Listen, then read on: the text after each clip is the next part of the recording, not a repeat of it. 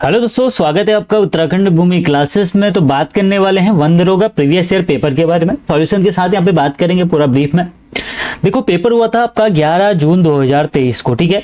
11 जून 2023 को ये आपका एग्जाम हुआ था और इसमें आपको मैं सिलेबस पहले भी बता चुका हूँ क्या क्या रहेगा। इससे पहले वाली वीडियो देख लेना, हिंदी और इंग्लिश में पूरा सिलेबस ब्रीफ में हमने चर्चा की है। तो प्रीवियस ईयर पेपर है 11 जून 2023 का, ठीक है।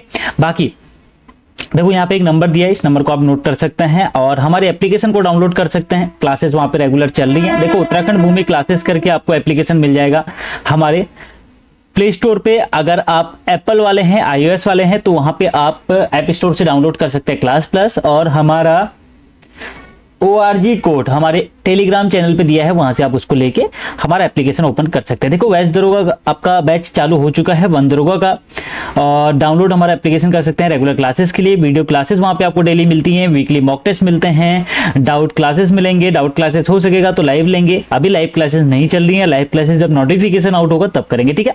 PDF नोट्स मिलेंगे आपको। अभी PDF नोट्स आपको हिंदी मीडियम के लिए मिल चुके हैं और इंग्लिश के लिए आपको कुछ दिनों में मिलना स्टार्ट हो जाएगा, ठीक है। 2-4 दिन में आपको इंग्लिश के भी सारे नोट्स मिल जाएंगे। कांटेक्ट आप इस नंबर से कर सकते हैं, कोई भी आपको जानकारी चाहिए होगी, वरना वहां पे भी आप एप्लीकेशन भी आप वहां पे मैसेज कर सकते हैं। अभी दिवाली ऑफर चल रहा है, तो दिवाली में आपको वहां पे जो फीस है वो बहुत ही मिनिमम हो जाएगी, लगभग 800 के आसपास में आपको पूरा बैच मिल जाएगा वन दरोगा का, ठीक है। तो दिवाली तक ये फीस रहने वाली है, उसके बाद हो सकता है बढ़ जाएगी, ठीक। चलो, अब बाकी आज का हम पेपर देखेंगे। यहाँ पे पूरे क्वेश्चन देख लेंगे। मैंने आपको पहले भी बोला था किस तरीके से पूछा गया था, ठीक है। किस तरीके से पूछा गया था मैंने आपको पहले भी बता रखा है। 35 क्वेश्चन, ये देखो आपका पेपर है। एग्जाम नेम है UKSSC वन दरोगा, एग्जाम पेपर 2023। पोस्ट है वन दरोगा फॉरेस्टर का, और डिपार्टमेंट यहाँ पे दिया है फॉरेस्ट डिपार्टमेंट, आपका वन विभाग का है। और यहाँ पे देखिए UKSSC ने कब लिया था पेपर का, डेट यहाँ पे लिखा हुआ है, देखिए 11/6/2023, और 11 बज के आपका स्टार्ट हुआ था, 1 बजे खत्म हुआ था। टोटल क्वेश्चन आपके 100 थे। चलो, आ जाते हैं पहले भौतिक शास्त्र में। पहले भी बोला मैंने आपको क्या क्या पूछा गया था, देख लो यहाँ पे। 33 नंबर पूछी थी फिजिक्स, और शायद 34 नंबर की या 33 नंबर की केमिस्ट्री, और 33 नंबर की बायोलॉजी। ये थी आपकी फिजिक्स, ये थी आपकी केमिस्ट्री, ये थी आपकी बायोलॉजी। इस तरीके से पेपर आपका बना हुआ था। इस बार भी ऐसे ही बनेगा, सिलेबस सेम रहने वाला है। चलो, पहले क्वेश्चन पे आ जाओ। निम्न में से किस ग्राफ में किसी निश्चित समय अंतराल के लिए औसत वेग का मान 0 हो सकता है, जहां x आपको दिया हुआ है, विस्थापन आपका डिस्प्लेसमेंट है x यहाँ पे, और t है आपका टाइम यहाँ पे, ठीक है। तो क्या पूछ रहा है आपको, जो वेग है, वेलोसिटी जो है आपकी, वो औसत वेलोसिटी जो है, एवरेज वेलोसिटी जो रहेगी, वो आपका कहां पे 0 रहेगा। क्या पहले ऑप्शन में आपको दिख रहा है x आपका क्या है, ये आपका विस्थापन है, ये आपका टाइम है। तो ये तो बढ़ते हुए जा रहा है, तो इसमें तो औसत का कोई मतलब ही नहीं कि 0 होगा, तो ये तो नहीं है, कंफर्म है, ठीक है। दूसरे में थोड़ा सा देखेंगे, तीसरा और चौथा भी देखो, सीधे सीधे कैंसिल कर सकते हो उसको। तीसरे में भी औसत वेग क्या 0 होगा, बिल्कुल नहीं होगा। चौथे में भी बिल्कुल नहीं होगा। तो ऑप्शन एक ही बच्चा आपका, बी ऑप्शन बिल्कुल राइट आंसर है। यहाँ पे आप देख सकते हैं जैसे चढ़ा है वैसे आया है, और इस तरीके से आपका रहा है, तो बी ऑप्शन इसका आपका राइट आंसर हो जाएगा। बाकी समझ में नहीं आया तो बाकी जब रेगुलर क्लासेस चलेंगे आपकी एप्लीकेशन तो आप बिल्कुल समझ जाओगे, यहाँ से एक क्वेश्चन बनता ही बनता है। पिछली बार भी मैंने आपको बोला था, जब वन दरोगा का पेपर हुआ था उस टाइम पे मैंने आपको ये चीजें बताई भी थी। चलो, अगला क्वेश्चन बहुत आसान सा क्वेश्चन, नहीं भी पढ़ोगे तब भी आपको उसको सही आंसर कर दोगे। निम्न में से कौन सा पदार्थ लेंस बनाने के लिए प्रयुक्त नहीं किया जा सकता है। किस पदार्थ से, कौन सा ऐसा मटेरियल है जिससे हम क्या नहीं बना सकते, लेंस नहीं बना सकते हैं। तो क्या जल से तो जल से बना सकते हैं, कोई दिक्कत की नहीं है। कांच से भी बन सकता है, प्लास्टिक से भी बन सकता है, लेकिन क्या मिट्टी से कभी लेंस बन सकता है, बिल्कुल भी नहीं बन सकता। मिट्टी से कभी लेंस आपका नहीं बन पाएगा, ठीक है। ये देखो, ये क्वेश्चन लास्ट में इंग्लिश में भी है, ठीक है। इंग्लिश में भी आपको एक बार दिखा दूंगा, अभी हिंदी में दिखा रहा हूं। ये PDF भी आपको एप्लीकेशन पे मिल जाएगी। चलो, अगले क्वेश्चन पे जाते हैं। 2 ओम, 3 ओम, 6 ओम प्रतिरोधकता वाले 3 प्रतिरोधों को किस प्रकार जोड़ा जाए कि उनका तुल्य प्रतिरोध 4 हो जाए, ठीक है। अब आपको क्या दिया, 2, 3, 6 दिया हुआ। चलो, इसको मैं करके आपको दिखा दूं। तीसरा नंबर का क्वेश्चन है, देखो आपको क्या दिया है। यहां पे दिया है, एक दिया है 2 ओम, दूसरा दिया है शायद 3 ओम, और तीसरा कितना दिया है 6 ओम दिया शायद। एक सेकेंड, 2, 3 और 6, ठीक है। 2, 3 और 6 ओम आपको दिया हुआ है। इसको किस प्रकार को आपको संयोजन करेंगे कि इसका जो आपका इक्विवेलेंट आएगा वो आएगा 4 ओम। अब आपको पता है series combination parallel combination confirm question बनते ही बनते हैं इसमें, और यहाँ पे आपका पिछली बार 2 से 3 क्वेश्चन इससे रिलेटेड बने थे। मैं यहाँ पे पहले से फॉर्मूले लिख देता हूँ। देखो सीरीज की बात करेंगे, R equivalent is equal to R1 plus R2 plus R3, ऐसे डैश डैश डैश होगा आपका। अगर हम बात करेंगे पैरेलल की तो 1/R equivalent is equal to 1/R1 plus 1/R2 plus 1/R3 होता है। ठीक है, तो अब इसको 3 रेजिस्टेंस आपको दिए हैं, एक रेजिस्टेंस ये है, दूसरा रेजिस्टेंस ये है, तीसरा रेजिस्टेंस है, 4 ओम आपको चाहिए। अब देखो सीधे सीधे आपको दिख रहा है 1 तो 2 ये दिख ही रहा है, हमको 4 चाहिए ना, 1 2 तो हमको ये दिख ही रहा है। अगर हम 1 2 और ले आए तो इसको और इसको सीरीज में जोड़ देंगे तो आपका आंसर आ जाएगा 4। तो जोड़ेंगे कैसे, इस नियम से, या तो आपका किस में, सीरीज में या फिर पैरेलल में। अब इनको अगर हम सीरीज में जोड़ें इन दोनों को तो कितना आएगा, सीरीज में जोड़ने पे 6 और 3 सीधे जुड़ जाएंगे, 9 हो जाएगा। तो 9 और इसको हम अगर जोड़ेंगे तो इससे तो काम होगा नहीं, एक बार इन दोनों को हम किस में जोड़ेंगे, पैरेलल में जोड़ेंगे। चलो 1/R equivalent is equal to 1/3 plus 1/6। ठीक है, और यहाँ पे आपका कितना आ जाएगा, एलसीएम आ जाएगा 6 और ऊपर आ जाएगा 2 प्लस यहाँ पे आ जाएगा 3, तो 3/6 काटो इसको, 3 से कटेगा तो 1/2, तो क्या आया 1/R equivalent is equal to 1/2 आ गया। क्रॉस मल्टीप्लिकेशन करो, कितना हो जाएगा आपका, R इक्विवेलेंट आ जाएगा आपका 2। जब 3 और 6 को हमने किस में जोड़ा, पैरेलल में, पैरेलल में जोड़ा तो कितना आ गया, 2 आ गया। यही तो हमें चाहिए था। अब इस 2 को और इस 2 को हम क्या करेंगे, सीरीज में जोड़ देंगे तो 2 + 2 आपका कितना हो जाएगा, 4 ओम हो जाएगा। सिंपल सी चीज होगी। अब अगर इसका बोलेंगे कि डायग्राम बना के दिखाओ, डायग्राम ही आपसे पूछ लिया और बाकी कुछ नहीं दिया, देखो डायग्राम कैसे बनेगा। ये हो गया आपका सीरीज में और ये आपका पैरेलल में। ठीक है, ये आपका कितना था, 2 ओम था, ये 3 ओम था और ये 6 ओम था। ठीक है, सिंपल सी चीज होगी। ये डायग्राम भी बन गया इसका। अब इसका क्वेश्चन वहां पे आपको क्या दिया रहेगा, आंसर देख लेते हैं किस तरीके से दिए। देखो पहला ऑप्शन क्या दिया है, 3 और 6 ओम को समांतर क्रम में और जो कि 2 ओम के साथ श्रेणी क्रम हो। क्या ऐसी किया था हमने, देखो हमने क्या था, 3 और 6 को हमने क्या किया था, 3 और 6 को हमने समांतर में किया था, और यहां पे आपको 2 को हमने क्या किया था, इसके साथ में पैरेलल में, सॉरी 3 और 6 को पैरेलल में किया था, 2 को उसके साथ में सीरीज में किया था। तो आपका आंसर आ जाएगा ए ऑप्शन ही इसका आपका राइट आंसर हो जाएगा यहां पे। ठीक है, ए ऑप्शन इसका राइट आंसर हो जाएगा। चलो 4th क्वेश्चन पे जाते हैं। देखो ये भी इंपॉर्टेंट क्वेश्चन है, थोड़ा इसको समझना आप लोग। ठीक है, किसी कण की चाल समय ग्राफ चित्र में दर्शाया है, कण द्वारा 10 सेकंड में तय की गई दूरी क्या होगी। अब देखो ये है डायग्राम आपको दिया हुआ है, ऊपर दी हुई है चाल, ये क्या है आपकी चाल है, ये आपका 0 से स्टार्ट हुआ है, ये आपको टाइम दिया हुआ है 10 सेकंड। यहां पे आपको एक चीज दिया हुआ है, टी दिया हुआ है 10 सेकंड, और चाल आपको दी हुई है 13 मीटर पर सेकंड। ठीक है, अब आपसे पूछी जा रही है कितनी दूरी तय की। अगर आपको सिंपल सा ये डायग्राम नहीं दिया रहता, चाल दी रहती और टाइम दिया रहता, तो आपको पता होता है कि चाल बराबर आपकी होती है दूरी बट्टा समय। अगर मान लो ये डायग्राम नहीं दिया रहता, सिंपल सा ऊपर पूछा होता चाल ये है दूरी है, तो सीधे सीधे निकाल देते। चाल था आपका 13, समय ऊपर मल्टीप्लाई में चले जाएगा तो 10 हो जाएगा और ये आपकी दूरी निकल जाती। तो यहां से आपका 130 दूरी निकल जाती, 130 मीटर यहां पे निकल जाती है आराम से। तो लेकिन यहां पे क्या है, ये आपका डायरेक्ट नहीं जा रहा है, ये आपका इस डायरेक्शन में गति नहीं कर रहा है। ये कैसी गति कर रहा है, यहां से देखिए ऊपर को गया पहले, फिर वापस नीचे को आया, तो यहाँ पे औसत निकलेगा तो अपॉन यहाँ पे 2 किया जाएगा। ये देखो ये बीचों बीच में बराबर है, ये और ये मध्य से इसको खींचा गया है। यहाँ पे इसकी चाल बताई जा रही है इस तरीके से है, और ये गया क्या है, ऐसे गया है। ठीक है, तो इसमें अपॉन 2 करना पड़ेगा, तब आपका इसका राइट आंसर निकलेगा। क्योंकि यहाँ पे देखो 130 भी आंसर दिया हुआ है। बहुत लोगों ने गलती क्या की थी, इस 130 को वहां पे राइट करके आ गए थे, माइनस मार्किंग हो गई थी, -1/4 होती है माइनस मार्किंग, ये भी ध्यान देना इस चीज को। तो इसका राइट आंसर अगर हम बात करेंगे तो 2 से 130 को काटेंगे 65 रहेगा, और ये आपका आंसर रहेगा ए ऑप्शन इसका। ठीक है, तो इसको ध्यान देना। अगर कुछ नहीं दिया रहता, ये डायग्राम अगर अपने पास नहीं होता, तब कोई समस्या नहीं थी, तब चाल बराबर दूरी बट्टा समय 13 × 10 बराबर दूरी हो जाता, तो 130 इसका राइट आंसर होता। उस कंडीशन में कोई दिक्कत नहीं होती। ठीक है, अभी ये क्वेश्चन आप समझ गए होंगे अच्छे से। चलो, घरेलू विद्युत बल्ब जिस पर 100 वॉट 220 वोल्ट इंगित है, प्रतिरोध ज्ञात कीजिए। मैंने आपको YouTube पे ही पुरानी क्लासेस में 10 बार बता रखा है, वापस से बता रहा हूं। चलो, रेजिस्टेंस आपको ज्ञात करने के लिए बोला। ये क्या है? पावर है, शक्ति है।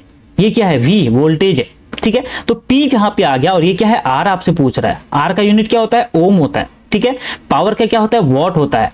वोल्ट का क्या होता है? वोल्टेज का क्या होता है? वोल्ट होता है। ठीक है, यहाँ पे तो सिंपल सी चीज होगी। अब यहाँ पे देखो, P के कुछ फॉर्मूले देख लो। P इक्वल टू VI, पहला formula, I square R, V square upon R। तीन फॉर्मूले आपको अच्छे से याद होने चाहिए। पावर बराबर वोल्टेज इंटू करंट होता है, करंट का होल स्क्वायर इंटू रेजिस्टेंस होता है, और V स्क्वायर वोल्टेज का स्क्वायर अपॉन रेजिस्टेंस होता है। ठीक है, तो ये फॉर्मूला आपको याद करना है। अब आपको यहाँ पे पूछ क्या रहा है? प्रतिरोध पूछ रहा है। अब हमको जाएंगे सीधे R वाले में। P तो हमको पता ही है, 100 दिया हुआ है, V हमको दिया हुआ है, और R हमको निकालना है। फॉर्मूला कौन सा यूज करेंगे? P equal to V square upon R formula. चलो, P दिया है आपको 100 is equal to V square. V क्या है? 220 का स्क्वायर, सीधे स्क्वायर करता हूं। ठीक है, 220 का स्क्वायर किया अपॉन क्या है? R। तो यहां पे हम R निकाल सकते हैं। तो R इज इक्वल टू आपका हो जाएगा 220 गुणा 220 अपॉन में आपका आ जाएगा 100। 1 0 से 1 0, 1 0 से ये 0, मतलब 2 0 नीचे के 2 0 ऊपर के। 22 गुणा 22 करोगे तो आपका आ जाएगा 22 इंटू 22, 484 ओम। देखो, बिल्कुल बेसिक से क्वेश्चन उस टाइम पे बने थे, लेकिन इस बार थोड़ा सा अच्छे से मेहनत करनी पड़ेगी, क्योंकि इस बार अगर वो लिखा रहा ऊपर से 9वीं और 10वीं का सिलेबस, तो तब तो कोई दिक्कत नहीं अपने को, तब तो अच्छा पेपर आएगा। ये पेपर इतना अच्छा था कि आप लोग अगर चाहो ना, पूरा अगर मैं 100 क्वेश्चन आपको दे दूं अभी और आप बैठ के करो, तो आप आसानी से इसमें से, मैं बोल रहा हूं, पहले भी बोला था, 50 से 60 क्वेश्चन कर सकते हो। और पिछली बार की कट ऑफ भी मैं आपको बता चुका हूँ, 69 जनरल की कट ऑफ गई थी, जनरल की। ठीक है, वैकेंसी थोड़ा सा ज्यादा थी, इस बार भी वैकेंसी थोड़ा कम है, 200 वैकेंसी है। अब हम दरोगा की पूरी नहीं है, उसमें से कुछ अदर वैकेंसी भी आने वाली है, तो सिलेबस सेम ही है। ये क्वेश्चन भी आपको बहुत बार करा चुका। चलो देखो क्या दिया है, वैद्युत आवेश आपको दिया हुआ है, ऐसा यूनिट उसका क्या होता है? कूलम्ब होता है, चार्ज। ठीक है, C होता है, कूलम्ब होता है। यह लगभग कितने इलेक्ट्रॉनों में आविष्ट आवेश की तुल्य समान होगा? अब पूछ क्या रहा है? पूछ रहा है इलेक्ट्रॉनों की संख्या। ठीक है, इलेक्ट्रॉनों की संख्या पूछ रहा है। यहां पे Q is equal to NE वाला फॉर्मूला लगेगा। आपसे इलेक्ट्रॉन पर आवेश नहीं पूछ रहा है, ये आंसर बहुत लोगों ने किया। ठीक है, और ये आंसर सीधे सीधे हो गया गलत। ठीक है, Q आपको 1 कूलम्ब दिया हुआ है, N आपसे पूछा जा रहा है, इलेक्ट्रॉन पर आवेश कितना होता है? 1.6 गुणा 10 की घात ऋण 19। समझ रहे हो? तो यहां पे n की अगर आपको वैल्यू निकालनी है, n इज इक्वल टू आपका हो जाएगा 1/1.6 इंटू 10 टू द पावर -19। तो ये इससे अगर काटोगे तो ये आता है ऑप्शन सी, राइट आंसर आता है 6 गुणा 10 की घात 18 इलेक्ट्रॉन। बहुत ज्यादा इंपॉर्टेंट क्वेश्चन है, बहुत बार ये क्वेश्चन रिपीट हुआ है। मैंने पहले भी आपको स्केलर के टाइम पे कराया था, इसीलिए कराया था क्योंकि हम इसी को लेवल को लेकर चल रहे थे कि ऐसी लेवल वहां पे आपसे पूछेगा, लेकिन क्या स्केलर के लिए इन्होंने बहुत बड़ी दिक्कतें कर दी। चलो अगले क्वेश्चन पे चलो। कोई विद्युत केतली 220 वोल्ट पर प्रचलित होती है, होने पर 1 किलोवाट विद्युत शक्ति उपभुक्त करती है। इसके लिए कितने अनुमतांक के फ्यूज तार का उपयोग किया जाना चाहिए? अब बताओ, फ्यूज तार का उपयोग करना चाहिए। अब इतना आपको समझ में नहीं आएगा तो आप यहां पे समझ सकते हैं कि ऑप्शन आपको एम्पियर में दिए हैं, मतलब आपको आई निकालना है। दिया क्या क्या है? दिया है V कितना? 220 वोल्ट। पावर दिया है 1 किलोवाट, मतलब 1000 वॉट। ठीक है, 1000 वॉट आपको दिया है पावर। अब आपसे पूछ रहा है आई, सेम 3 फॉर्मूले, तो ये तो पहला ही वाला फॉर्मूला यूज हो जाएगा, P is equal to VI। देखो उसी फॉर्मूले से लगातार 2 क्वेश्चन बन चुके हैं, जो 3 फॉर्मूले आपको लिखाए थे स्टार्टिंग में। तो P आपको दिया है 1000, V आपको दिया है 220 गुणा I आपको निकालना है। तो I इज इक्वल टू क्या हो जाएगा? 1000 बट्टा 220, काटो, आंसर आएगा 4.5 एम्पियर। कितने सिंपल से क्वेश्चन बने थे उस बार फिजिक्स में, आप देख ही सकते हो, बिल्कुल सिंपल से क्वेश्चन थे। ठीक है, चलो अभी अगले क्वेश्चन पे चले जाते हैं। अब यहाँ पे देखो, ये क्वेश्चन में मैंने आपको बहुत बार करा रखा है। क्या बोला है? एक प्रतिध्वनि 4 सेकंड में सुनी जाती है, स्रोत से परावर्तक सतह की दूरी क्या होगी? चलो इसमें एक इंफॉर्मेशन और आपको दी हुई है। क्या दिया है? ध्वनि की चाल 342 मीटर पर सेकेंड है। आप चलो इस क्वेश्चन को करते हैं। देखो ये कोई पृष्ठ है, ठीक है, और ये कोई यहां से आप क्या भेज रहे हैं? ध्वनि को भेज रहे हैं। या आपने ऐसे भेजा, सीधी आएगी, ठीक है, थोड़ा सा तिरछी हो रही, तिरछी नहीं होगी, ऐसे सीधी जाएगी, ठीक, ऐसे सीधी जाएगी, बराबर जाएगी, ऐसी आई। ये मतलब क्या है? ये परावर्तक पृष्ठ है, ठीक है, और यहां कोई इस ध्वनि को भेज रहा है, मान लो ये आदमी है, चलेगा, ठीक है। 4 सेकंड में प्रतिध्वनि सुनी जाती है, मतलब यहां से इसने भेजा और वापस इसने यहां पे, यही आदमी यहां पे मैं समझाने के लिए बोल रहा हूं, यहां पे इसने सुना, तो मतलब कितना टाइम लगा? 4 सेकंड में वो ध्वनि वापस आ गई। मतलब समझ रहे हो कि 2 सेकंड उसने जाने का लिया और 2 सेकंड उसने आने का लिया। ऐसा नहीं है कि 3 सेकंड में गई है, 1 सेकंड में वापस आ गई है। 2 सेकंड जाने का लिया, 2 सेकंड आने का लिया, और कितना बोला है? ध्वनि की चाल 342 मीटर पर सेकंड है, दिया हुआ है। मतलब 342 मीटर वो 1 सेकंड में तय करती है। 4 सेकंड में कितना करेगी? तो 4 सेकंड का मल्टीप्लाई करो, 4 दूना 8, 4 चौको 16, 4 3 12 और 1 13। अब क्वेश्चन क्या पूछ रहा है? 4 सेकंड में सुनी जाती है स्रोत से, ये परावर्तक सतह, ये क्या है? यहां पे है स्रोत आपका, जो मैंने आदमी बना रखा है, ये है आपकी क्या है? परावर्तक सतह है। स्रोत से परावर्तक सतह की दूरी, सिर्फ इतनी दूरी आपसे पूछी जा रही है, सिर्फ ये वाली दूरी जो है, ठीक है, ये दूरी जो है, मैं इसको गोला कर रहा हूं अभी बड़े से, सिर्फ यही दूरी पूछी जा रही है। हमने क्या निकाला? हमने पूरी दूरी निकाल दी है। ये आपका ए है, ये आपका बी है, ये आपका सी है। आपसे पूछा क्या जा रहा है? यहाँ पे क्वेश्चन में पूछा जा रहा है सिर्फ ए बी क्या होगा। हमने ये जो 1368 निकाले, ये क्या निकाला है? ए बी सी जो दूरी है वो हमने निकाल दी है, और यही आंसर में भी दिया होगा 1368। बहुत लोग यहाँ पे कंफ्यूज हुए थे, पहला ही ऑप्शन 1368 था, और ये यहाँ पे क्या हो गया? गलत हो गया। काफी लोग इसको सही मार के आए थे वहां पे। लेकिन अपने को क्या करना है? सिर्फ 2 सेकंड की बात कर रहा है, मतलब हम यहाँ पे क्या निकालेंगे? इतना निकालेंगे, दूरी निकालेंगे, तो कितना है? 342 1 सेकंड में किया है, तो हमको तो सिर्फ 2 सेकंड का चाहिए, तो 342 गुणा 2 इज इक्वल टू 4 दूना 8, सॉरी 2 दूना 4, 4 दूना 8 और 3 दूना 684 मीटर।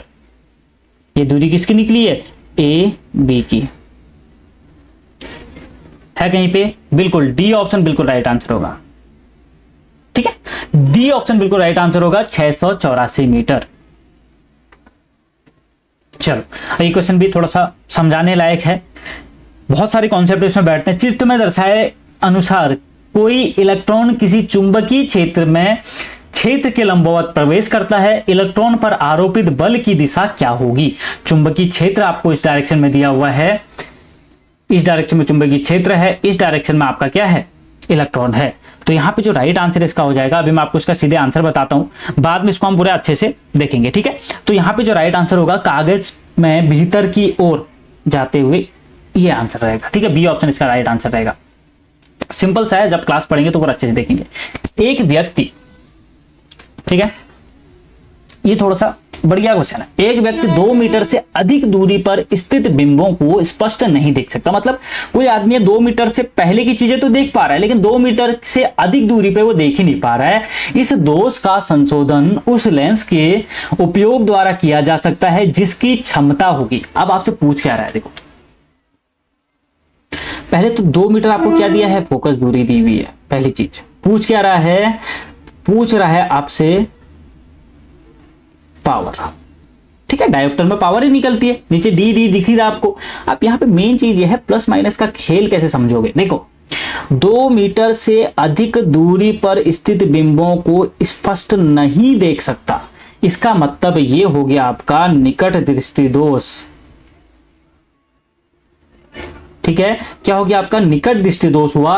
क्यों हुआ निकट दृष्टि दोष? निकट दृष्टि दोष होता क्या है? जिसमें आप निकट की वस्तुएं प्रॉपर देख सकते हो, लेकिन दूर की वस्तुओं को आप साफ नहीं देख सकते हो, और 2 मीटर से अधिक दूरी आपका क्या हो जाएगा? निकट दृष्टि दोष में आ जाएगा। जिसके लिए कौन सा लेंस हम यूज करते हैं? अवतल, ये भी ध्यान रखना है।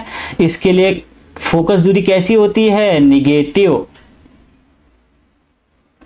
तो F कितना हो गया, F इज इक्वल टू हो गया आपका -2 मीटर। तो P इज इक्वल टू क्या होता है आपका 1/f होता है, मीटर में दिया है तो 1/f, मीटर में नहीं दिया सेंटीमीटर में दिया है तो 100/f, तो 1/f 1/(-2), तो कितना हो जाएगा 0.5, कैसे माइनस में, तो आंसर क्या आ जाएगा माइनस का 0.5 डायोप्टर। समझ को इतना ही इसमें समझने लायक था कि इसमें निकट होगा या दूर होगा, प्लस होगा या माइनस होगा, बस बी ऑप्शन इसका बिल्कुल राइट आंसर रहेगा यहाँ पे 0.5 डायोप्टर। ठीक है,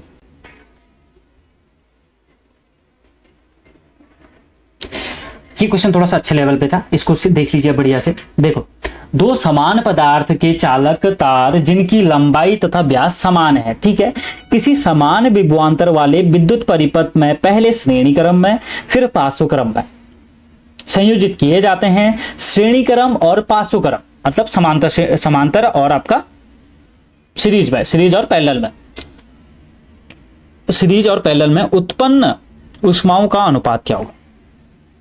देखो,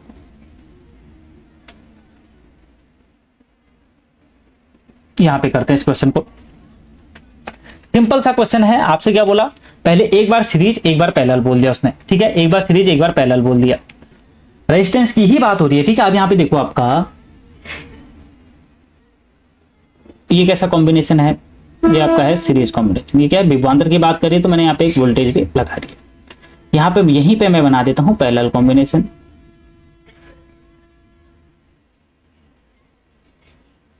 ठीक है, ये थोड़ा सा तिरछी लाइन हो रही है, तिरछी नहीं होगी, ठीक, ये है आपका आर, ये भी आपका, मैं बिल्कुल सेम मान के चल रहा हूँ, ठीक है, ये भी आर, ये भी आर, ये भी है, ये भी आपका यहाँ पे भी है, ये सीरीज है, ये पैरेलल है। चलो, सीरीज में आर इक्विवेलेंट कितना हो जाएगा, R1 + R2, मतलब दोनों सेम है तो 2R हो जाएगा, कोई दिक्कत की बात नहीं है। इधर आपका आर इक्विवेलेंट कितना हो जाएगा, आप निकालोगे तो ये आ जाएगा आपका R/2, निकालोगे तो ऐसे आएगा, ठीक है, 1/R1 + 1/R2 करो, 1/R 1/R, R एलसीएम लेके 1 + 1 2 हो जाएगा, ऊपर क्रॉस मल्टीप्लिकेशन करोगे R/2। अब मेन था यहाँ पे ऊष्मा का फॉर्मूला होता है क्या है, ऊष्मा का फॉर्मूला मैं पहले यहाँ पे लिख देता हूँ, H इज इक्वल टू आपका क्या होता है फॉर्मूला, V²/R × T, ये है फॉर्मूला। अब वही हम अगर निकालेंगे H आपका सीरीज के लिए तो निकालो V², V तो सेम ही है, अपॉन R की जगह पे क्या हो जाएगा, R की जगह पे 2R हो जाएगा, 2R हो जाएगा, इंटू T तो सेम ही है, टाइम तो दोनों के लिए सेम है। अब मैं वही यहाँ पे पैरेलल के लिए निकालूं तो V² R की जगह पे कितना है, R/2 है, इंटू T हो गया, ठीक है। अब यहाँ पे मैं इसको इसी वाले को जो पैरेलल वाला है इसको सॉल्व करता हूं, इसको सॉल्व करूंगा तो कितना आएगा, V² × 2 ऊपर आ जाएगा, अपॉन R नीचे रहेगा, इंटू T हो जाएगा। समझे क्या किया, ये चला गया यहां से सीधे ऊपर, ठीक है। अब इसकी जगह पे मैं ये यहाँ पे इसी को लिख देता हूं वापस से, तो आपको यहीं पे मैं आपको इसको आंसर आ जाएगा सही से, इसको हटा देता हूं यहां से, तो यहां पे मैं आप लिख देता हूं जो बगल में मैंने निकाल के रखा है, V² × 2 अपॉन R × T। तो क्या पूछ रहा है, अनुपात पूछ रहा है, तो इनको हम काट देंगे, इस T से ये T कटा। अब यहाँ पे कुछ चीजें नहीं हो जाएंगी, ये पूरा ऊपर चले जाएगा, क्या चले जाएगा ऊपर, यहाँ पे देखो आपका क्या हो जाएगा, HS/HP इज इक्वल टू आपका हो जाएगा V² 2R, ये मल्टीप्लाई में R ऊपर चले जाएगा और V² 2 नीचे आ जाएगा, V² से V² कटा, इस R से ये R कटा, इज इक्वल टू आपका आ जाएगा 1/4। मतलब ऊष्मा का अनुपात कितना आया, जो आपका आया सीरीज से पैरेलल में ऊष्मा का जो अनुपात आया है वो आया है 1/4। थोड़ा सा अच्छे लेवल का क्वेश्चन था, थोड़ा बढ़िया क्वेश्चन था, तो इसको आप अगर कर लेते तो काम आपका हो जाता, इतना अच्छा क्वेश्चन आया हुआ था, ठीक है। न्यूमेरिकल इस तरीके से बन सकते हैं, कोई दिक्कत की बात नहीं, थोड़ा अच्छा क्वेश्चन है और ऐसे क्वेश्चन आपको देखने को वहां पे मिलेंगे। चलो, इस क्वेश्चन का आंसर कहां पे दिख रहा है, चलो दिखा ना आपको 1/4, मतलब 1/4 आपको दिख गया।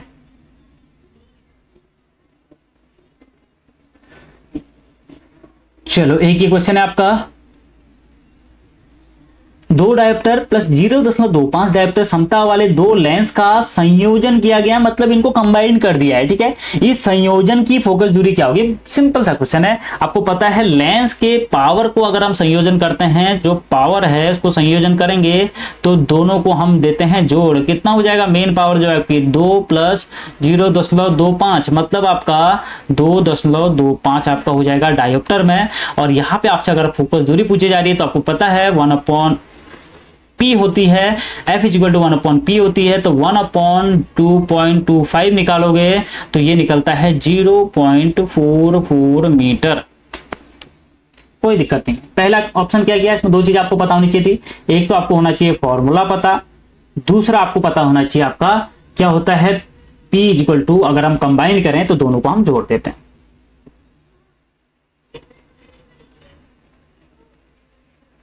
ठीक है, अब देखो अगला क्वेश्चन क्या है। 50 केजी द्रव्यमान का एक लड़का 50 सीढ़ियां 10 सेकंड में चढ़ता है। यदि एक सीढ़ी की ऊंचाई 50 सेंटीमीटर है तो लड़के की शक्ति क्या होगी? ठीक है, बहुत बढ़िया क्वेश्चन है, फॉर्मूला मेन है। यहाँ पे देखो मैं पहले लिख लेता हूं क्या है, आपको m दिया है, पहले तो फॉर्मूला लिखता हूं। ठीक है, पावर पूछ रहा है, P = W/T होता है, W = mgh होता है अपॉन T होता है। m आपको दिया है 50, g आपको 10 दिया हुआ है, h हमको निकालना है। ठीक है, निकालेंगे। t भी आपको कितना दिया है? शायद 10 दिया हुआ है, 10 सेकेंड ही दिया हुआ था, हमें h निकालना है। पहले हम h कैसे निकालेंगे, देखो क्या दिया है, m दिया हुआ है, द्रव्यमान दिया हुआ है, मास दिया हुआ है 50 केजी, 50 सीढ़ियां चलता है 10 सेकेंड, 10 सेकेंड मतलब ये टाइम आपको दिया हुआ है। एक सीढ़ी की ऊंचाई अगर 15 सेंटीमीटर है तो 50 सीढ़ी की ऊंचाई कितनी हो जाएगी? तो यहाँ पे सीढ़ियों की ऊंचाई हो जाएगी, आपकी जो हाइट हो जाएगी 50 × 15 हो जाएगी, इक्वल टू कितना हो जाएगा? 15 × 5 = 75, 750, लेकिन सेंटीमीटर में हमको किस में चाहिए? मीटर में चाहिए। तो यहाँ पे हम क्या करेंगे, इसको 100 से भाग करेंगे तो आ जाएगा कितना मीटर में? 7.50। ठीक है, अब इस 10 से इस 10 को काट लीजिए और 50 × 7.5, या मतलब आप इसको बोल सकते हैं 5 × 75, कितना हो जाएगा? 5 × 5 = 25 हो जाएगा, 5 × 7 = 35, 36, 37, कितना आया? 375 वॉट इसका राइट आंसर है। कोई दिक्कत की बात नहीं है, समझ गए होंगे, 375 वॉट यहाँ पे दिया हुआ है। ठीक है, सिंपल सा क्वेश्चन था, थोड़ा सा इस पे दिमाग लगाना था। अब देखो, निम्नलिखित में से किसमें आर्किमिडीज का सिद्धांत प्रयोग नहीं होता है? समुद्री जहाजों के डिजाइन में बिल्कुल होता है, इलेक्ट्रोमीटर में होता है क्या? बिल्कुल होता है, हाइड्रोमीटर में भी होता है, लेकिन स्पीडोमीटर में आर्किमिडीज के सिद्धांत से कोई लेना देना नहीं है। तो यहाँ पर राइट आंसर कितना हो जाएगा आपका? डी ऑप्शन हो जाएगा, स्पीडोमीटर। ठीक है, सिंपल सा क्वेश्चन है ये भी। देखो सिंपल सा क्वेश्चन, परावर्तन के नियम कहां पे मान्य होते हैं? उत्तल लेंस में होते हैं, बिल्कुल होते हैं। सभी दर्पणों पे होते हैं क्या? देखते हैं, समतल दर्पण पे भी होते हैं, अवतल पे भी होते हैं। तो इसका मतलब क्या? सभी दर्पणों पे किसी भी आकार का भी दर्पण हो, परावर्तन के नियम मान्य रहते ही हैं। देखिए आपका, ठीक है, ये क्वेश्चन भी एक सिंपल सा क्वेश्चन है। देखो, एक कोई घर्षण बल है, अन्य असंतुलित बलों से अनुपस्थित है। एक 50 केजी द्रव्यमान का लड़का है, 5 मीटर पर सेकंड की क्षैतिज गति के साथ स्थिर है 5 केजी की ट्रॉली। ठीक है, उस पे कूदा और उसकी क्या थी? 5 मीटर पर सेकंड की गति से वो चल रहा था। अब ट्रॉली पर लड़के सहित ट्रॉली का गति क्या होगा? इसको देखो, मेन था, इसमें थोड़ा सा दिमाग लगाते आंसर आपका आ जाता। देखो क्या है, पहला दिया है 5, क्या वो सेम रहेगी? कोई आदमी यहाँ से चल रहा है, दौड़ रहा है, इधर को जा रहा है, यहाँ पे कोई ट्रॉली है, इस ट्रॉली पे वो कूदा, तो ये क्या बिल्कुल सेम गति से आगे को चलेंगे? बिल्कुल नहीं, पहला ऑप्शन सीधे गलत हो गया। क्या उसकी गति दुगनी हो जाएगी? ऐसा तो हो ही नहीं सकता। ट्रॉली स्थिर रहेगी? बिल्कुल नहीं। आंसर सीधे 4.5, जो भी उसकी स्पीड से उससे थोड़ा ही कम उसका होगा ही होगा। तो सीधे आंसर यहाँ पे आ सकता था। ठीक है, चलो, एक प्रत्यावर्ती धारा जनित्र को डिस्ट धारा में परिवर्तित करने के लिए क्या चाहिए होता है? अब देखो, एक चीज मैं आपको बताता हूं, ये जो क्वेश्चन है, ये क्वेश्चन अगर आप 9th और 10th की जो पीछे आता है ना, जो लास्ट में आता है हमने क्या सीखा या आपने क्या सीखा करके, लास्ट में एक पेज का आता है, वहां पे साफ चीजें दी हुई है, साफ ये क्वेश्चन दिया हुआ है। इसका आंसर है विभक्त वलय दिक् परिवर्तक का उपयोग करते हैं। बी ऑप्शन इसका बिल्कुल राइट आंसर है। ठीक है, वहां पे दिया हुआ है 9 10 से इतने क्वेश्चन बने थे, बहुत ज्यादा क्वेश्चन यहाँ पे 9 और 10 से बने हुए थे पिछली बार। ये भी क्वेश्चन डायरेक्ट आंसर वाला है। पृथ्वी की सतह के पास विकृत त्वरण जी यदि पृथ्वी के द्रव्यमान व त्रिज्या दोनों को उनके मूल मान से आधा कर दिया जाए तो विकृत त्वरण हो जाएगा, तो 2 गुना हो जाता है। बी ऑप्शन इसका राइट आंसर है। यहां से बहुत सारे क्वेश्चन बनते हैं। अब देखो मेन क्वेश्चन, टाइम खाने वाले क्वेश्चन ये रहते हैं।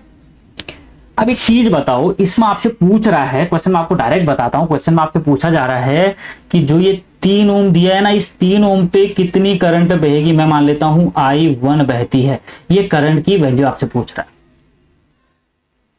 कैसे करोगे, मैंने आपको यूट्यूब पे क्वेश्चन करा रखा है, ठीक है, यूट्यूब पे क्वेश्चन मैंने आपको करा ही रखा है, करके देख लेते हो वापस से एक बार। देखो ये 2 ओम और 4 ओम ये किसमें जुड़े हैं, ये हैं आपके सीरीज में। कितना हो जाएगा, 4 और 2 हो जाएगा 6 ओम।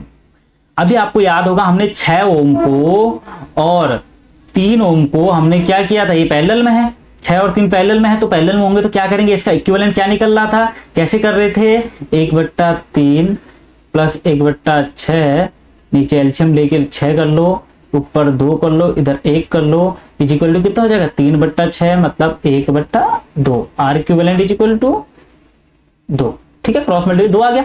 तो यहाँ पे तक आपका इसका आ गया, ये वाला जो पूरा सॉल्यूशन है इस तक का, ये हो गया आपका पूरा 2 ओम। अब ये 2 ओम इस पूरे डिब्बे का 2 ओम निकला है और ये 1 ओम है, ये होंगे सीरीज में, तो 2 और 3 यहां पर तक आपका आ गया 3 ओम, ठीक है। अब यहाँ पे हो गया 3 ओम आपका सीरीज में, ये 2 और ये 2 किसमें है, पैरेलल में है, ठीक है। तो 1/2 प्लस 1/2 कितना हो जाता है, 2/2 हो जाएगा, तो मतलब 1। ये पूरा आपका निकल गया है, जो 2 और 2 है इसका निकल गया 1 ओम पूरा। अब ये 3 ओम और ये 1 ओम आपका किसमें हो गया, सीरीज में हो गया, तो 4 ओम यहाँ पे आपका आंसर आ गया है। आर इक्विवेलेंट टोटल जो आया आपका वो आ गया आपका 4। सिंपल सी चीज होगी, 4 ओम आपने निकाल दिया है। अब मैं इसको हल्का सा इरेज करता हूं, इसी के बीच में इसको सॉल्व कर देता हूं, ठीक है। यहाँ पे दर्द हो रहा है पूरा, हटा देता हूं। चलो इसको खुद करना है एक बार, ठीक है। अब यहाँ पे देखो 4 ओम आपका आर इक्विवेलेंट आ गया। हमें सबसे पहले आई निकालनी, ये वोल्टेज आपको दिया है 12 वोल्ट, तो आई इज इक्वल टू कितना होता है, आई इज इक्वल टू होता है V/R।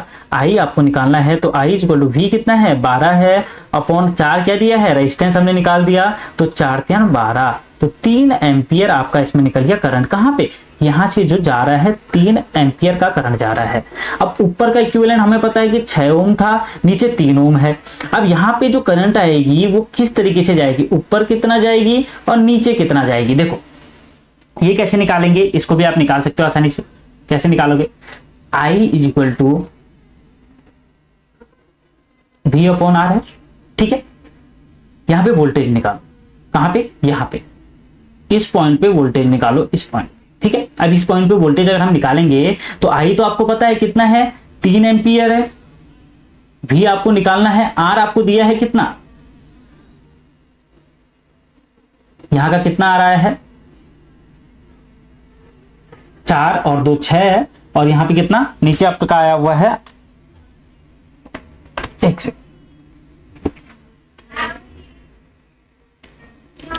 ठीक है। V निकाला यहां से आपका, V कितना गया, V into I R, R ठीक है, आर आपका कितना है 2 ओम यहाँ पे आया था। इसको हमने पूरा कैलकुलेट किया था, किसको, इस डिब्बे को हमने पूरा कैलकुलेट जब किया था तो इसका इक्विवेलेंट कितना आया था, 2 ओम ही तो आया था, ठीक है। तो यहाँ पे V/2 ओम आएगा, ठीक है। इसको थोड़ा सा नीचे करता हूं, तो V इज इक्वल टू आपका कितना आ जाएगा यहाँ पे अभी, तो V इज इक्वल टू आपका आ जाएगा 3 दूना 6 वोल्ट। अब आप निकाल सकते हो, जो 3 ओम में आपसे पूछा जा रहा था यहाँ पे कितनी करंट है, तो आप निकालो I1, इसको मैंने I1 बोला था, I1 is equal to V/R होता है। V आपका निकला है 6 वोल्ट, R आपका कितना निकला है 3 ओम, 3 दूना 6, तो 2 एम्पियर आपका इसका राइट आंसर आ गया। इसका मतलब क्या हुआ कि 2 एम्पियर तो नीचे गया है, टोटल कितना था, 3 एम्पियर था। इसको आप ऐसे भी समझ सकते हो, इतना करने की जरूरत नहीं पड़नी चाहिए थी यहाँ पे। अब देखो यहाँ पे आप इसको आसानी कैसे समझोगे,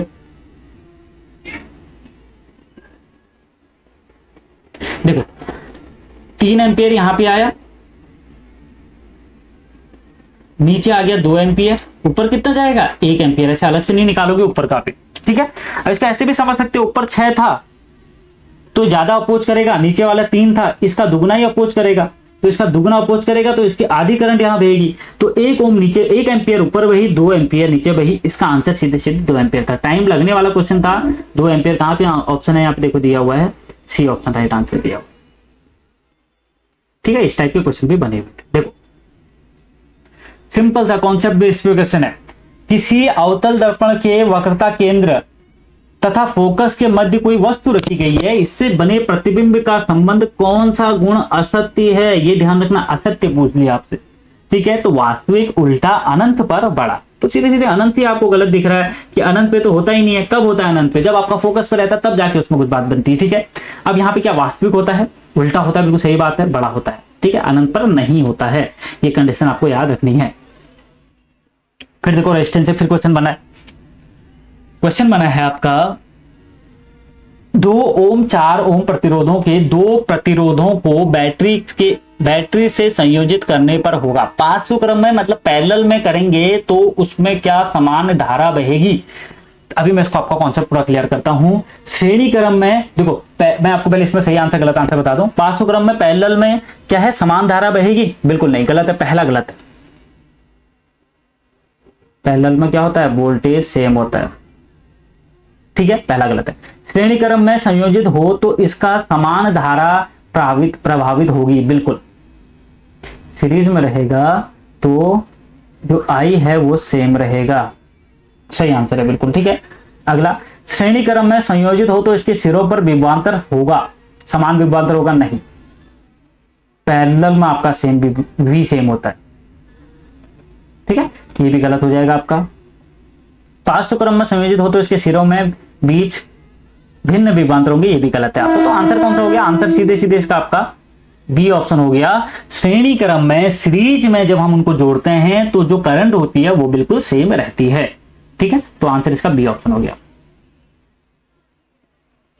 चलो, एक क्रेन 50 केजी द्रव्यमान को 20 सेकंड में 20 मीटर उठा लेती है, इसकी शक्ति, सेम वही चीज जो हमने अभी किया था, कहां पे, वो लड़के की शक्ति वाला। तो P इक्वल टू क्या था, mgh/t, यही फॉर्मूला था पावर निकालने का। Pm क्या है, वही 50 है। G कितना दिया है, 9.8 दिया है इस बार, ठीक है। H कितना है, H दिया है 20 मीटर, अपॉन सेकंड कितना दिया है, 20 सेकंड दिया है। काटो, 20 से 20 बटा आपका कट गया 50, और इसको अगर हम कितना आएगा, 500 से नीचे आएगा सीधे सीधे 490 वॉट। देखो आप, एक ही फॉर्मूला 2 बार यूज हुआ है, यही फॉर्मूला 2 बार यूज हुआ है। आप देख सकते हो कितना आसान पेपर बना था उस बार। और यहाँ पे देखो आपका भी रेजिस्टेंस का हमने जो मटेरियल पूरा समझा है, क्या क्या वहां पे आया था। रेजिस्टेंस से भी इतने क्वेश्चन आए थे, पावर से इतने क्वेश्चन आए थे, पावर के ही 3-4 क्वेश्चन हम कर चुके हैं।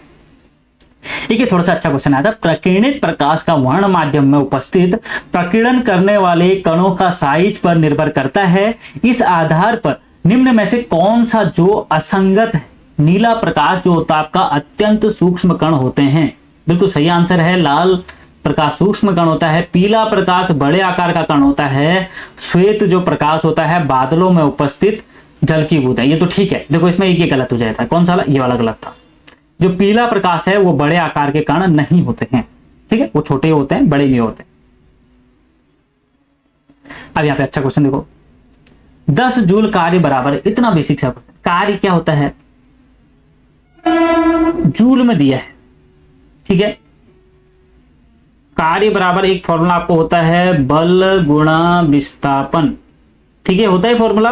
कार्य का जूल होता है मात्रक, बल का न्यूटन होता है, विस्थापन का मीटर होता है। तो जूल बराबर न्यूटन मीटर, तो दे दो, देखो क्या हो जाएगा, 10 जूल बराबर हो जाएगा 10 न्यूटन मीटर, कोई दिक्कत की बात नहीं। कौन सा, बी ऑप्शन बिल्कुल राइट आंसर। कितने सिंपल से क्वेश्चन थे, 10 से 15 सेकंड में आंसर बनने वाले क्वेश्चन थे। ये अच्छा क्वेश्चन था, देखिए 25 नंबर, ठीक है।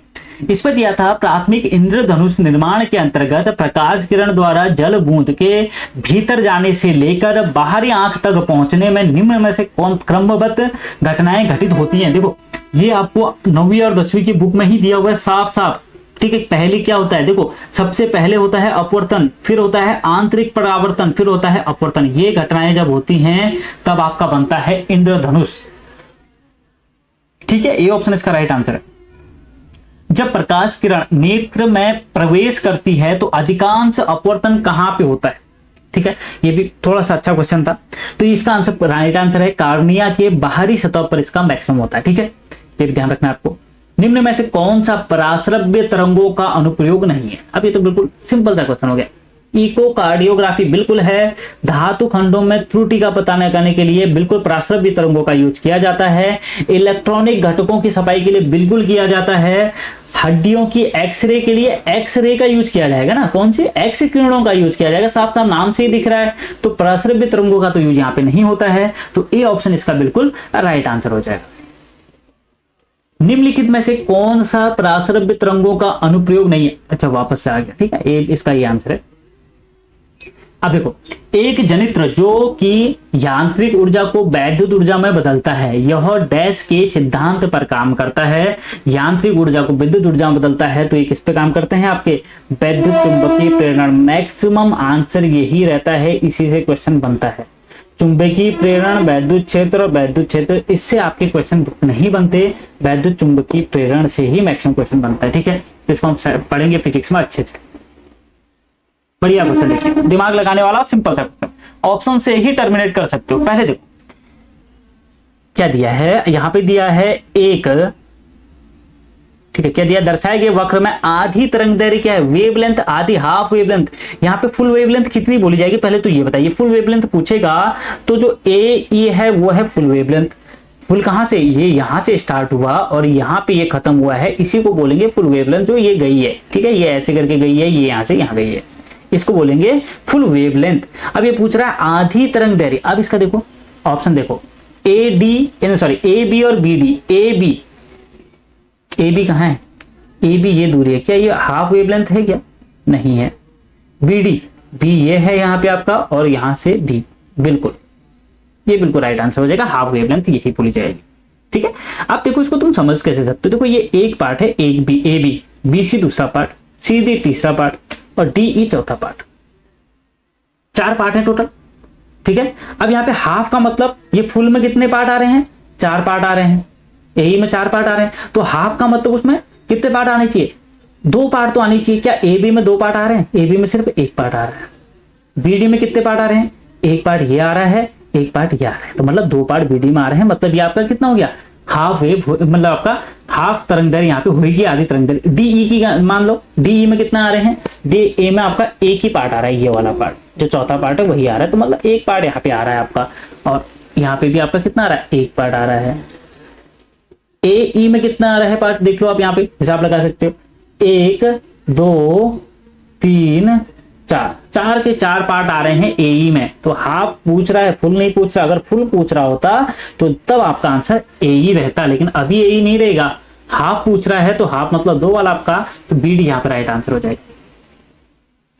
मनुष्य के कान का कौन सा भाग दबाव कंपनों को विद्युत संकेतों में बदलता है? देखो इतने अच्छे बढ़िया क्वेश्चन थे पिछले बार, सिलेबस से बिल्कुल बाहर नहीं गया था, क्योंकि पेपर लीक का मैटर चल रहा था, बहुत दबाव में था उस टाइम पे यूके SSC, तो इतना अच्छा पेपर बनाया था बिल्कुल सिलेबस से। कोई भी question out of syllabus question है ही नहीं। आप सिलेबस मैंने आपको कल बढ़िया से दिखा रखा है, जिन्होंने नहीं देखा होगा इस वीडियो के एंड में देख लेना, एक एक क्वेश्चन वहां से आया हुआ है। ठीक है, तो यहाँ पे इसका जो राइट आंसर रहता है कर्णावत रहता है, डी ऑप्शन इसका राइट आंसर रहता है। ठीक है, चलो अगला क्वेश्चन बिल्कुल सिंपल सा देखो। किसी गोलीय दर्पण की फोकस दूरी एफ आपको दी हुई है, कितना? 20 सेंटीमीटर। पूछ रहा है वक्रता त्रिज्या बताइए। वक्रता त्रिज्या कितना होता है? 2f होता है, तो 2 गुणा 20 कितना हो जाएगा? देखो कितना सिंपल सा क्वेश्चन बना था, 40 सेंटीमीटर। बताओ, फिर भी कट ऑफ गई थी 69। ये पेपर ऐसा था, मतलब 85 प्लस लाने के लायक पेपर था। ठीक है, अभी तो आप देख लो क्या यहाँ पे फिजिक्स देख लो, इसके बाद आप केमिस्ट्री का जो पार्ट देखोगे ना, केमिस्ट्री का पार्ट में तो आप बोलोगे कि हाँ जो 34 क्वेश्चन दिए हुए हैं, 34 जो क्वेश्चन दिए हुए हैं, ये तो मेरे को 34 के 34 ही आते हैं। पेपर देखने के बाद ऐसा बोलोगे आप लोग। ठीक है, चलो कोई दिक्कत नहीं है, पहले इसको सॉल्व कर लीजिए। सिंपल सा क्वेश्चन देखो फिजिक्स का। अगला, 5 केजी द्रव्यमान के तांबे तथा 2 केजी द्रव्यमान के लोहे के गोले का व्यास समान है। व्यास समान दिया हुआ है। दोनों गोले किसी मीनार से एक साथ गिराए जाते हैं। जब वह भूतल से 6 मीटर ऊपर होते हैं तब उनमें समान होता है। ठीक है, इसको बाद में आपको एक्सप्लेन करूंगा कैसे इसको निकालते हैं, क्या करते हैं। त्वरण इसमें समान रहता है। ठीक है, सी ऑप्शन इसका भी राइट आंसर है। श्वेत प्रकाश का एक लघु स्पंद वायु के से कांच के एक स्लैब पर लंबवत आपतित होता है। स्लैब के गुजरने के पश्चात सबसे पहले निर्गत होने वाला वर्ण कौन सा होगा। ये पूरा एक डायग्राम है, बढ़िया से इसमें एक डायग्राम बनता है। इस टाइप से एक डायग्राम रहता है, बीच में इसमें डॉट डॉट करके ऐसे करके रहता है। यहाँ से किरण भेजी जाती है, यहाँ पे किरण दिखती है। इसका आंसर डी ऑप्शन है, लाल। ठीक है, जब आपको पढ़ाया जाएगा पूरा अच्छे से तब आपको ये पूरा समझा दिया जाएगा। तो ये आपका क्या हो गया, यहाँ पे देखो इंग्लिश में भी दी है। पीडीएफ आपको कहाँ मिलेगी, एप्लीकेशन पर मिलेगी। एप्लीकेशन का लिंक कहाँ मिलेगा, डिस्क्रिप्शन में मिलेगा, या फिर डायरेक्ट आप प्ले स्टोर पे जाके लिख दो उत्तराखंड भूमि क्लासेस, मिल जाएगा आपको हमारा एप्लीकेशन। बाकी लिंक तो दिया ही हुआ है। और यहाँ पे अपना किसका फॉरेस्ट इंस्पेक्टर का कोर्स चालू हो चुका है, वो भी आप लोग ले सकते हैं वहां पे जाके। बढ़िया से देखो, पूरा इंग्लिश में भी है, हिंदी में भी है। पेपर आपको पूरा वहीं पे मिलेगा, सब कुछ मटेरियल आपको वहीं पे मिलेगा। इस बार कोई व्हाट्सएप ग्रुप नहीं बनेगा, कुछ नहीं बनेगा। ठीक है, व्हाट्सएप ग्रुप बनेगा भी तो सिर्फ जो आपका हमारे एप्लीकेशन वाले कैंडिडेट रहेंगे, बच्चे रहेंगे, उन्हीं के साथ तो हम यहाँ पे फिर ग्रुप बनाएंगे। देखो पूरा यहाँ पे पेपर इंग्लिश में भी हिंदी में भी, इस बार हिंदी और इंग्लिश को दोनों को मद्देनजर रखते हुए हम काम कर रहे हैं। ठीक है, तो टेंशन बिल्कुल मत लेना, अच्छे से तैयारी करनी है। पेपर में कुछ भी आए इस बार तो देखिए, पिछली बार क्या हुआ था, फिजिक्स आपकी पूछी गई थी 33 मार्क्स की, जो हम कंप्लीट कर चुके हैं। केमिस्ट्री भी आपकी 33 मार्क्स की पूछी गई थी, जो हम कंप्लीट आज कर लेंगे। और बायोलॉजी हम नेक्स्ट पार्ट में कंप्लीट करेंगे, जो आपकी 34 मार्क्स की पूछी गई थी। इसी में आपका ईवीएस भी पूछा गया था। ठीक है, तो हमने 33 नंबर का फिजिक्स अच्छे से देख लिया है। केमिस्ट्री हम आज देख लेंगे किस लेवल पे क्वेश्चन पिछली बार बने थे, और अभी हमें इससे 2 लेवल ऊपर तो चलना ही चलना है। ठीक है, क्योंकि बाकी हम एग्जाम देख चुके हैं। चलो, अब यहाँ पे देखो, केमिस्ट्री में आपका पहला क्वेश्चन दिया हुआ है। ये आपका इंग्लिश मीडियम वालों के लिए है और हिंदी मीडियम वालों के लिए ये रहेगा। ठीक है, देखो, ब्रोमीन के समस्थानिक 35 Br 79, ठीक है, 35 Br 79, 49.7%।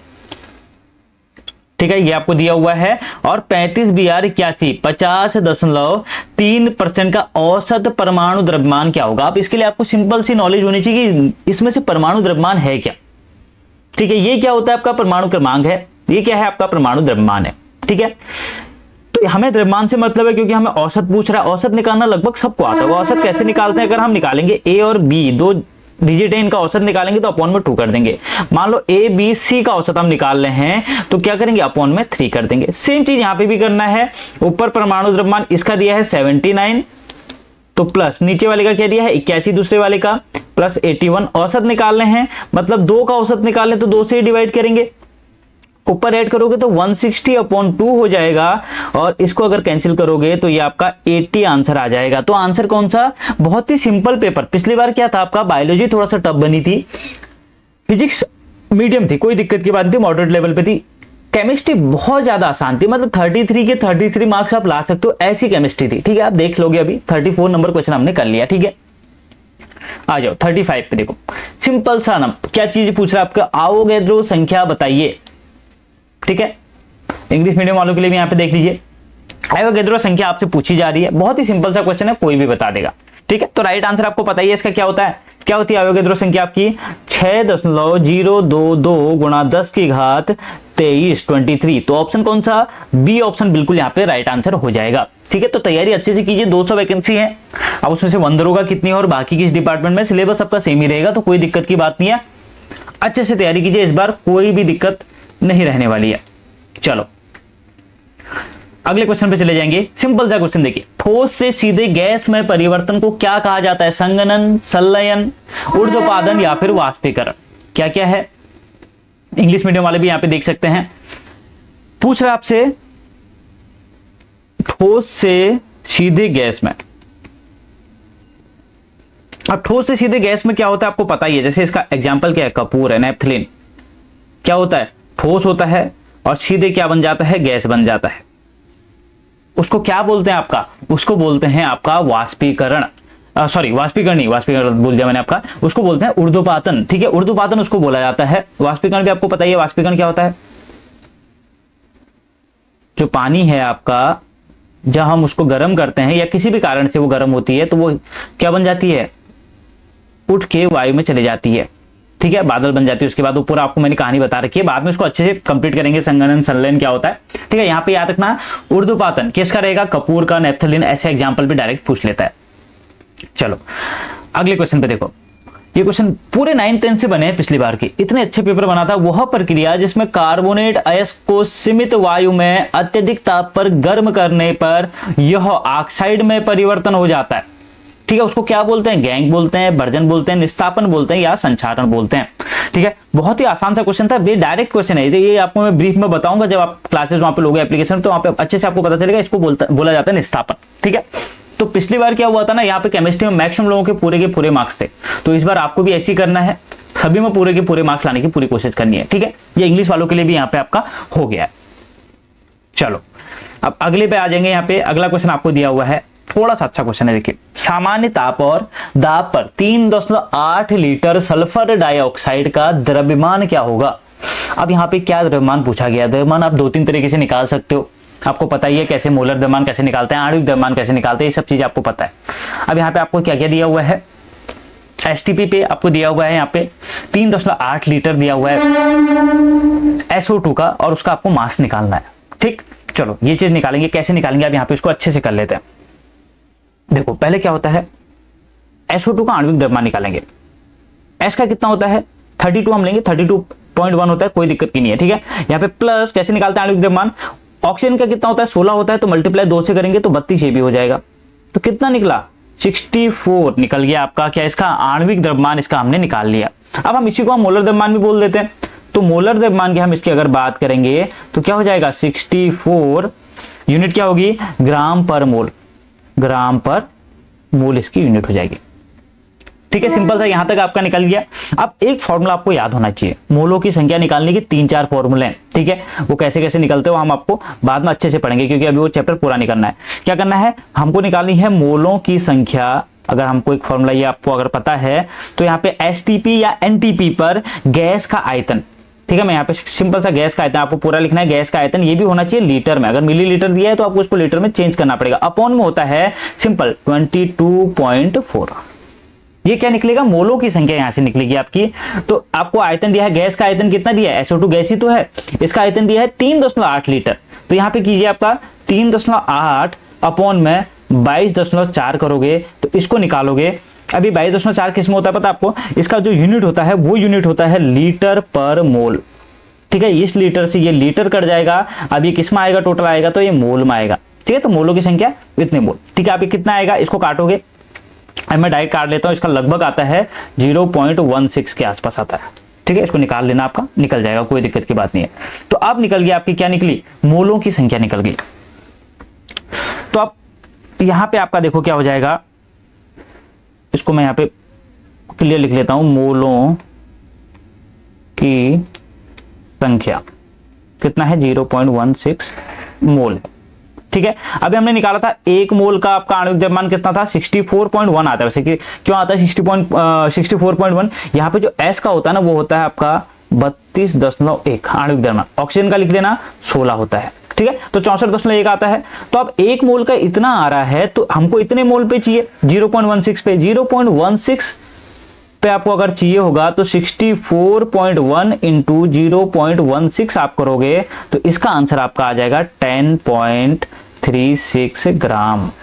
बस ये आपका राइट आंसर है। समझ गए होंगे कैसे किया है। क्या पूछा, सामान्य ताप और दाब पर 3.8 लीटर सल्फर डाइऑक्साइड का द्रव्यमान क्या होगा। तो सबसे पहले हमने इसका आणविक द्रव्यमान निकाला। आणविक द्रव्यमान हर जगह पे निकालोगे आप लगभग, ठीक है। हम जब पूरा चैप्टर पढ़ेंगे तो अच्छे से समझ में आएगा।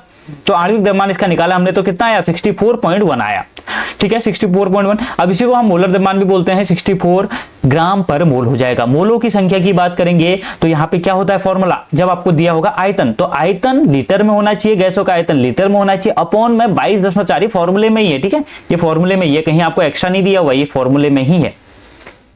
तो इसको सॉल्व करोगे तो 0.16 आ जाएगा आपका मोलों की संख्या, ठीक है। तो अब इसी का द्रव्यमान आपको निकालना है। तो एक का क्या था आपका 64.1 था, तो आपको निकालना क्या पड़ेगा 0.16 का निकालोगे तो मल्टीप्लाई कर दोगे, तो आंसर कौन सा आएगा 10.85। सी ऑप्शन इसका राइट आंसर आ जाएगा आपका, ठीक है। इस तरीके से इसका निकलेगा। चलो बहुत अच्छा क्वेश्चन। एक पीडीएफ है मेरे पास, वहां से ये 3-4 क्वेश्चन उस टाइम पे बने थे, ठीक है। उसमें पीडीएफ में क्वेश्चन भी ज्यादा हैं, लेकिन क्या है ये क्वेश्चन वहां पे बने हुए थे उस बार। चलो अभी एक क्वेश्चन शायद आपका गायब हो गया बीच में से, 39 नंबर क्वेश्चन ना। चलो देखते हैं 39 भी अभी मिल जाएगा अपने को। चलो पहले देख लेते हैं अपना कौन सा 40 नंबर। उष्मीय ताप की मात्रा जो 1 केजी द्रव को उसके क्वथनांक पर वायुमंडलीय दाब पर गैसीय अवस्था में परिवर्तन के लिए चाहिए, उसे क्या कहते हैं। ठीक है, इंग्लिश मीडियम वाले भी इसको आपका देख सकते हैं। देखो ये चीज यहां पे लिखी हुई है, उसको क्या बोला जाता है, तो उसको बोला जाता है आपका वाष्पीकरण की गुप्त ऊष्मा। ए ऑप्शन बिल्कुल राइट आंसर है इसका। ठीक है, इसको वाष्पीकरण की गुप्त ऊष्मा आपका बोला जाता है, इसको ध्यान दीजिएगा। देखो ये क्वेश्चन हम इंग्लिश में देख लेते हैं, वहां हिंदी में पता नहीं कहां पे रह गया। चलो देख लेते हैं एक बार इसको। इसमें से आपको ट्रू और फॉल्स बताना है। बताओ, अगर सॉलिड है मतलब आपका ठोस है, ठोस को अगर हम हीट देंगे तो क्या बनेगा, लिक्विड बनेगा क्या, बिल्कुल बनता है। ठोस को अगर हीट दोगे तो वो लिक्विड बनता है। ठोस जैसे आपका क्या हो जाएगा, ठोस में अगर हम लेते हैं बर्फ को, ठीक है, हम बर्फ ही लेके चलेंगे। यहाँ पे बर्फ को हम अगर क्या करेंगे, हीट करेंगे, इसको हम अगर हीट करें तो यहां से क्या बन जाएगा, ये लिक्विड बन जाएगा। क्या बन जाएगा, पानी बन जाएगा। बिल्कुल देखो आपका सिंपल सी चीज होगी। अब लिक्विड को अगर हीट करोगे तो क्या बनेगा, यही आपका आप यहाँ पे पानी है, इसको आपने यहाँ पे हीट किया तो ये क्या बन जाएगा, उड़ जाएगा, गैस बन जाएगा। बिल्कुल सही बात है, तो ये भी सही है। लिक्विड को अगर कूल करेंगे मतलब ठंडा करेंगे, लिक्विड को आपने क्या किया, फ्रीजर में रख दो, लिक्विड को फ्रीजर में रख दो, क्या बन जाएगा, बर्फ बन जाएगा। बर्फ क्या होता है आपका, ठोस होता है। तो क्या सही बात है, अगर लिक्विड को ठंडा करेंगे तो ये आपका क्या बन जाएगा, सॉलिड बन जाएगा। ठीक है, तो बिल्कुल सही आंसर है। तो तीनों सही है। कहां पे, ऑप्शन नंबर सी। देखो तीनों यहाँ पे ट्रू दिया हुआ है, तो बिल्कुल राइट आंसर यहाँ पे आपका ये हो जाएगा। ठीक है, ये आपने देख लिया, इसका ये ऑप्शन राइट आंसर हो जाएगा। अब देखो C4H10 के कितने स्ट्रक्चर हो सकते हैं, ये आपसे पूछा जा रहा है। थोड़ा सा अच्छा क्वेश्चन था, काफी लोगों ने सही आंसर किया था, बहुत लोग यहाँ पे अटके थे। तो इस क्वेश्चन को समझ लीजिए, यहाँ पे दिया हुआ है आपका कौन कौन से हैं वो भी हम यहाँ पे बात करेंगे, उनका फॉर्मूला भी बात करेंगे। ब्यूटेन आपका क्या होता है, C4H10 द्वारा कितने संरचनात्मक समावयव बनाए जा सकते हैं, तो आंसर है सीधे सीधे 2। ठीक है, एक तो आपका ब्यूटेन ही हो गया, जिसको आपका क्या बोलेंगे, CH3 CH2 CH2 CH3, इस तरीके से लिख सकते हैं। देखो C4 आ रहे हैं, 1 2 3 4 हैं, H10 है, 3 यहाँ पे हो गए, 3 2 5 और यहाँ पे 3 2 5 10 हो गए। इसको आपका ब्यूटेन बोला जाता है। ठीक है, एक आ जाता है आइसोब्यूटेन, इसको ध्यान रखना। दो, एक तो ये है आपका इसका संरचना, एक आपका दूसरा क्या है, आइसोब्यूटेन। इसको बोलते हैं HCCH3 का होल थ्राइस। इसको क्या लिखोगे, आइसोब्यूटेन। इसको याद रखना बिल्कुल यहाँ। ठीक है, ये आपका डायरेक्ट भी पूछ सकता है, आइसोब्यूटेन।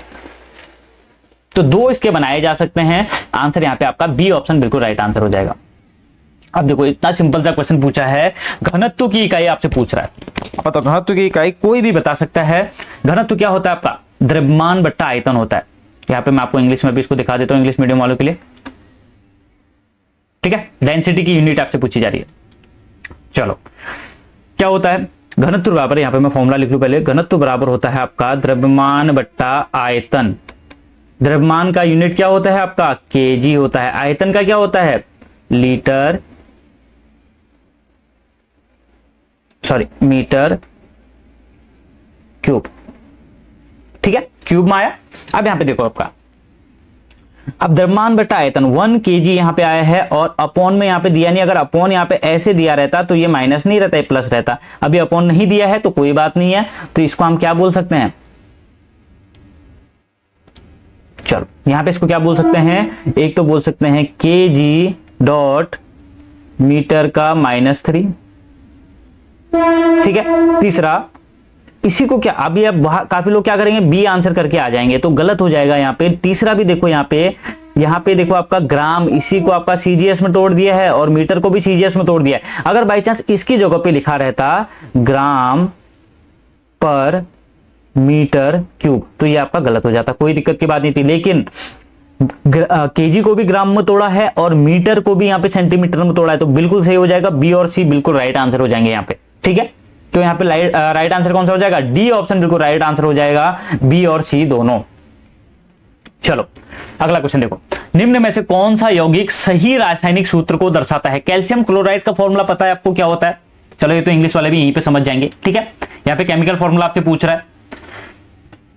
देखिए केमिकल फॉर्मूला कैल्शियम क्लोराइड का क्या रहता है, CaCl2 रहता है। तो ये तो आपका गलत हो गया, CaCl दिया, अगर 2 होता तो तब राइट आंसर हो जाता। हाइड्रोजन सल्फाइड बिल्कुल सही है, H2SE रहता है। ठीक है, सोडियम सल्फेट का। अब सोडियम सल्फेट का फॉर्मूला क्या होता है, फॉर्मूले भी साथ साथ में याद करते रहना। Na2SO4 आपका रहता है सोडियम सल्फेट का। और उसके अलावा आपका सोडियम सल्फाइड की बात करेंगे तो सोडियम सल्फाइड का रहता है Na2S।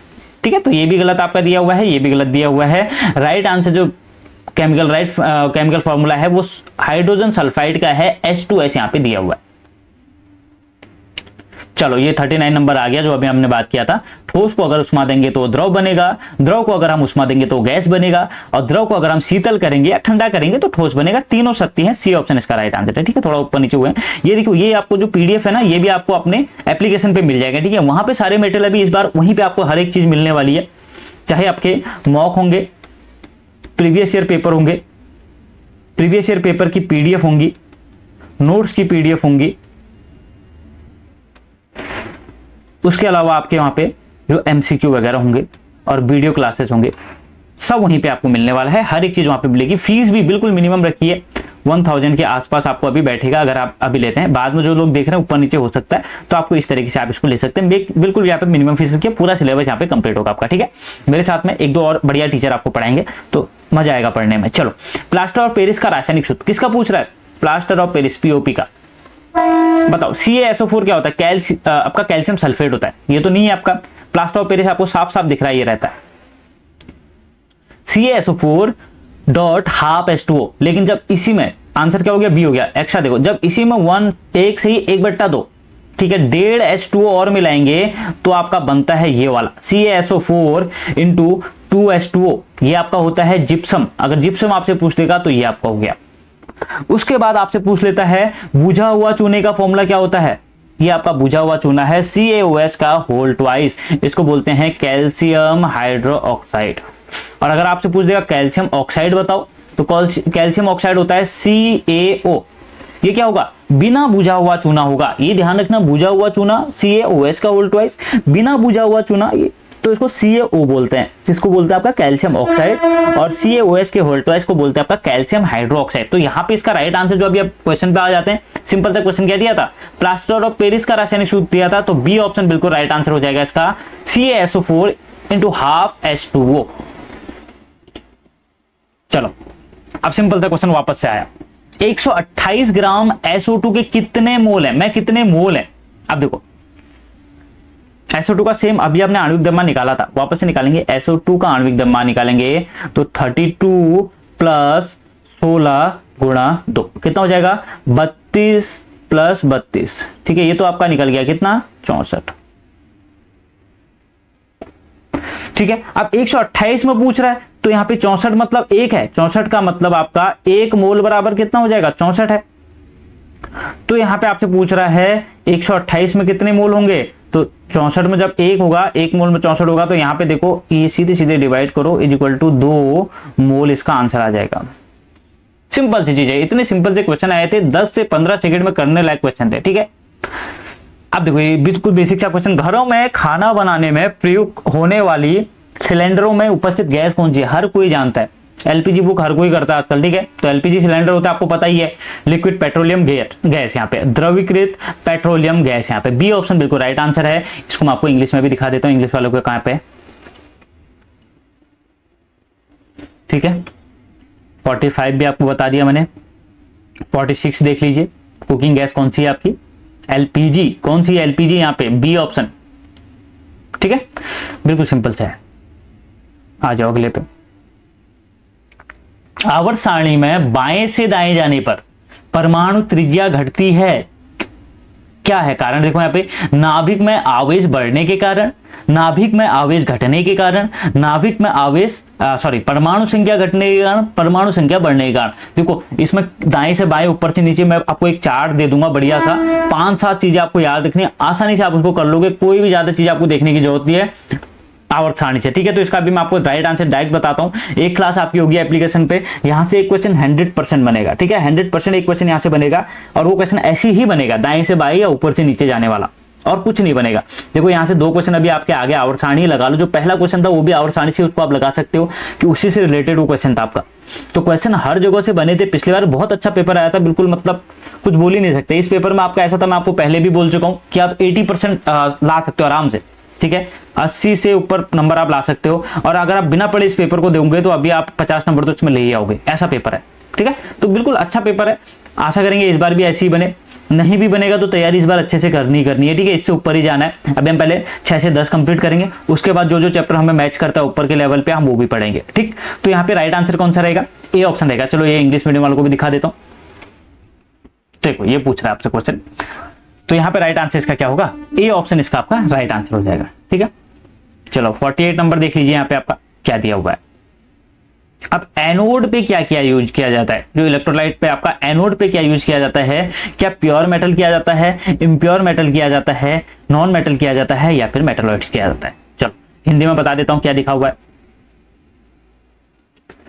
निम्न में से किसे विद्युत अपघटनी परिष्करण में एनोड के रूप में यूज किया जाता है? एनोड और कैथोड, एनोड पे और कैथोड पे क्या यूज किया जाता है? बहुत बार क्वेश्चन बना हुआ है, और जो मैं आपको पीडीएफ बोल रहा हूं इसमें उसमें ये क्वेश्चन भी आपका दिया हुआ था। ठीक है, तो एनोड पे हमेशा याद रखना अशुद्ध धातु, इम्प्योर, बी ऑप्शन अशुद्ध धातु, और कैथोड पे हमेशा शुद्ध धातु, प्योर धातु। ठीक है, ये चीज ध्यान रखना। तो बी ऑप्शन इसका ये होगा आपका, कैथोड पे ये रहेगा और एनोड पे आपका ये रहेगा। ठीक है, चलो निम्नलिखित में से किस तत्व के समस्थानिक कैंसर के उपचार में यूज किया जाता है? तो बहुत बार एक क्वेश्चन भी बना हुआ है, ये क्वेश्चन भी उस पीडीएफ में आपको मिलेगा। वो पीडीएफ बहुत अच्छी थी, मतलब उसमें उसी पीडीएफ से 20-25 क्वेश्चन के आसपास आए थे जहां तक मुझे याद है। ठीक है, अब यहाँ पे देखो आपका कैंसर के ट्रीटमेंट में कौन से समस्थानिक का यूज किया जाता है? तो कोबाल्ट, सी ऑप्शन, कोबाल्ट का यूज यहाँ पे किया जाता है आपका कैंसर के समस्थानिक में। अगला क्वेश्चन देखिए आपका, इस क्वेश्चन में थोड़ा सा वहां पे क्या हुआ था, डाउट हुआ था, क्योंकि दो तरीके से बन सकता है ये वाला क्वेश्चन आपका। ठीक है, आयोग ने इसका आंसर दिया था सी ऑप्शन, काफी लोग बी ऑप्शन भी टिक करके आए थे, लेकिन आयोग ने सी ही रखा इसका। इस पे ऑब्जेक्शन भी बहुत लोगों ने किया था, लेकिन आंसर क्या दिया?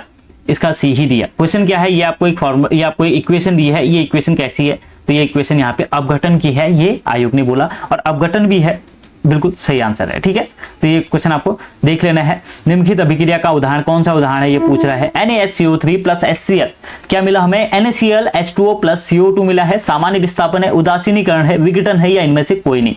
तो विघटन आयोग ने यहाँ पे राइट आंसर दिया था।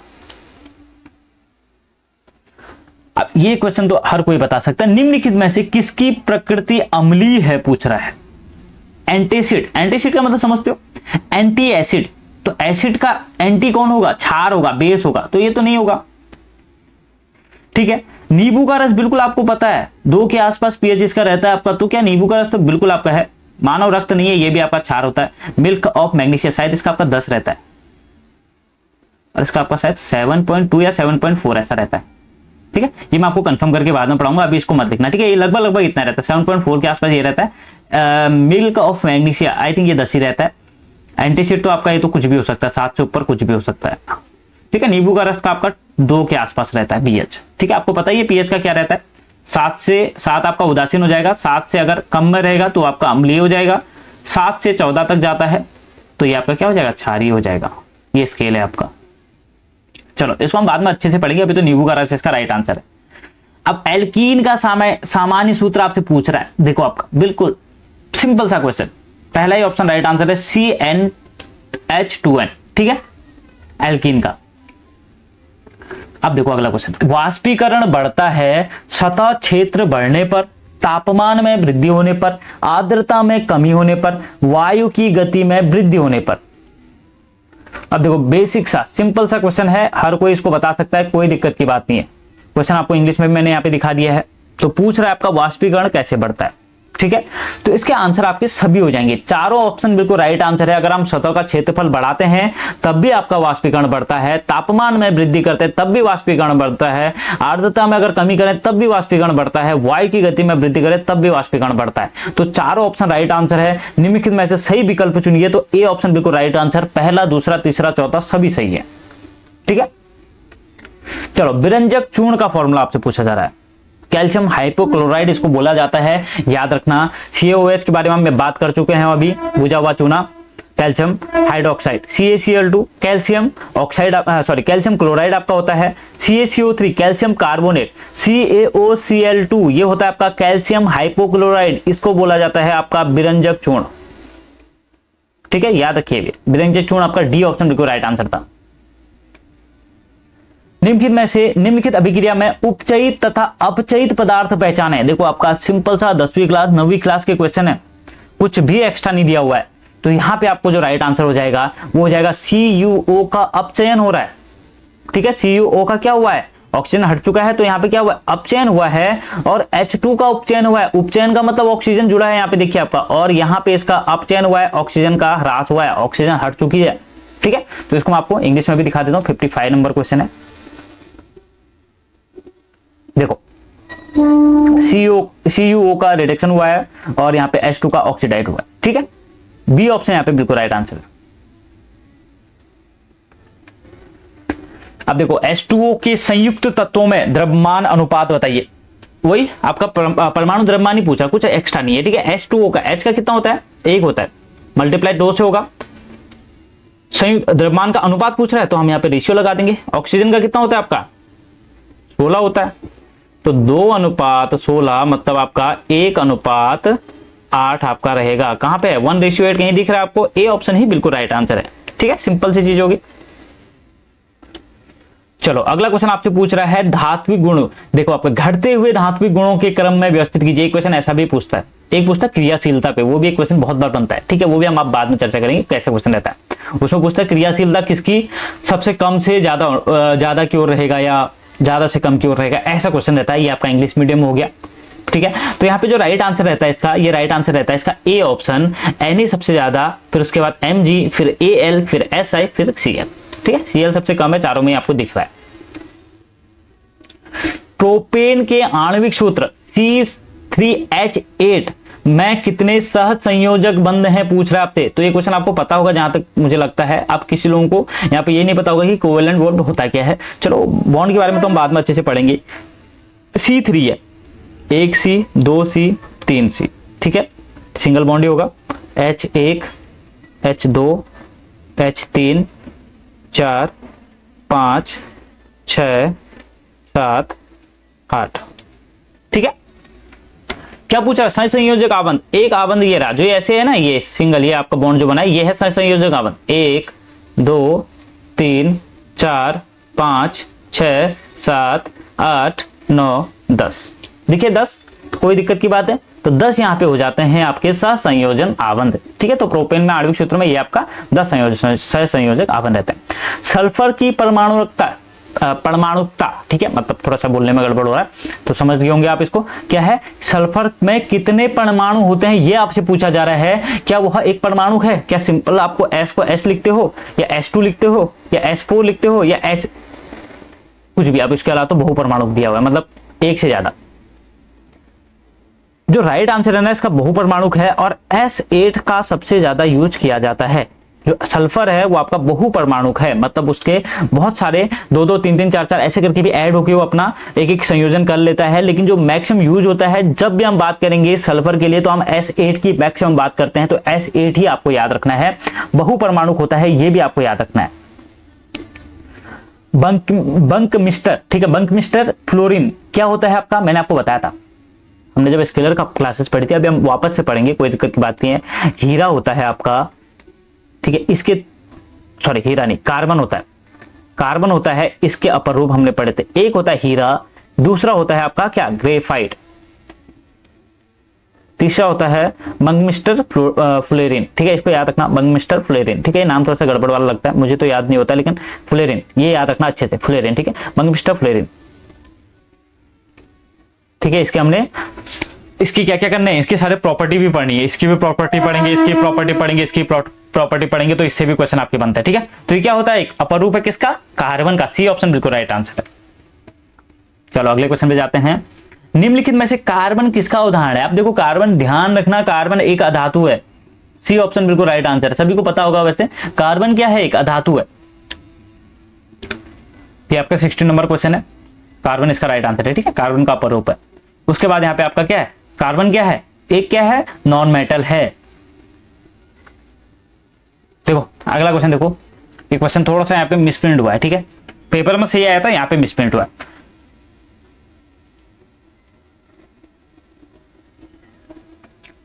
डाबे राइनर डाबेराइनर के त्रिक को वर्गीकृत किया गया है। अब देखो ये क्या चीज था, डाबेराइनर का त्रिक का सिद्धांत था क्या? बहुत कम लोग इसको पढ़ के गए थे, 9-10 की किताब में आपको आसानी से मिल जाएगा कि होता क्या है। एक लाइन आपको पढ़ना है बस। इसका एक कॉन्सेप्ट है कि अगर आपके पास 3 है तत्व, यहाँ पे ए बी सी, तो जो डाबेराइनर का सिद्धांत था ना, त्रिक सिद्धांत, उसमें क्या था, जो ए का परमाणु क्रमांक होगा, परमाणु द्रव्यमान होगा, और सी का जो परमाणु द्रव्यमान होगा, इनको जब हम ऐड करेंगे आपस में, एक सेकंड, इसको जब हम ऐड करेंगे आपस में, इनके परमाणु द्रव्यमान को, और इनका औसत निकालेंगे, मान लो ए और बी को ऐड करके हमें x मिला, और अगर हमने इसका औसत निकाला तो ये निकलेगा b का परमाणु द्रव्यमान। ये चीज बोली गई थी, सिंपल सी बात, समझ रहे हो कि अगर जो 3 आपको तत्व दिए हुए हैं, इसमें एग्जांपल जो आपका राइट आंसर बैठता है वो बैठता है आपका, इसमें ऑप्शन थोड़ा सा मिसप्रिंट हुआ है, एक सेकंड में आपका देख लेता हूं यहाँ पे कौन कौन से हैं।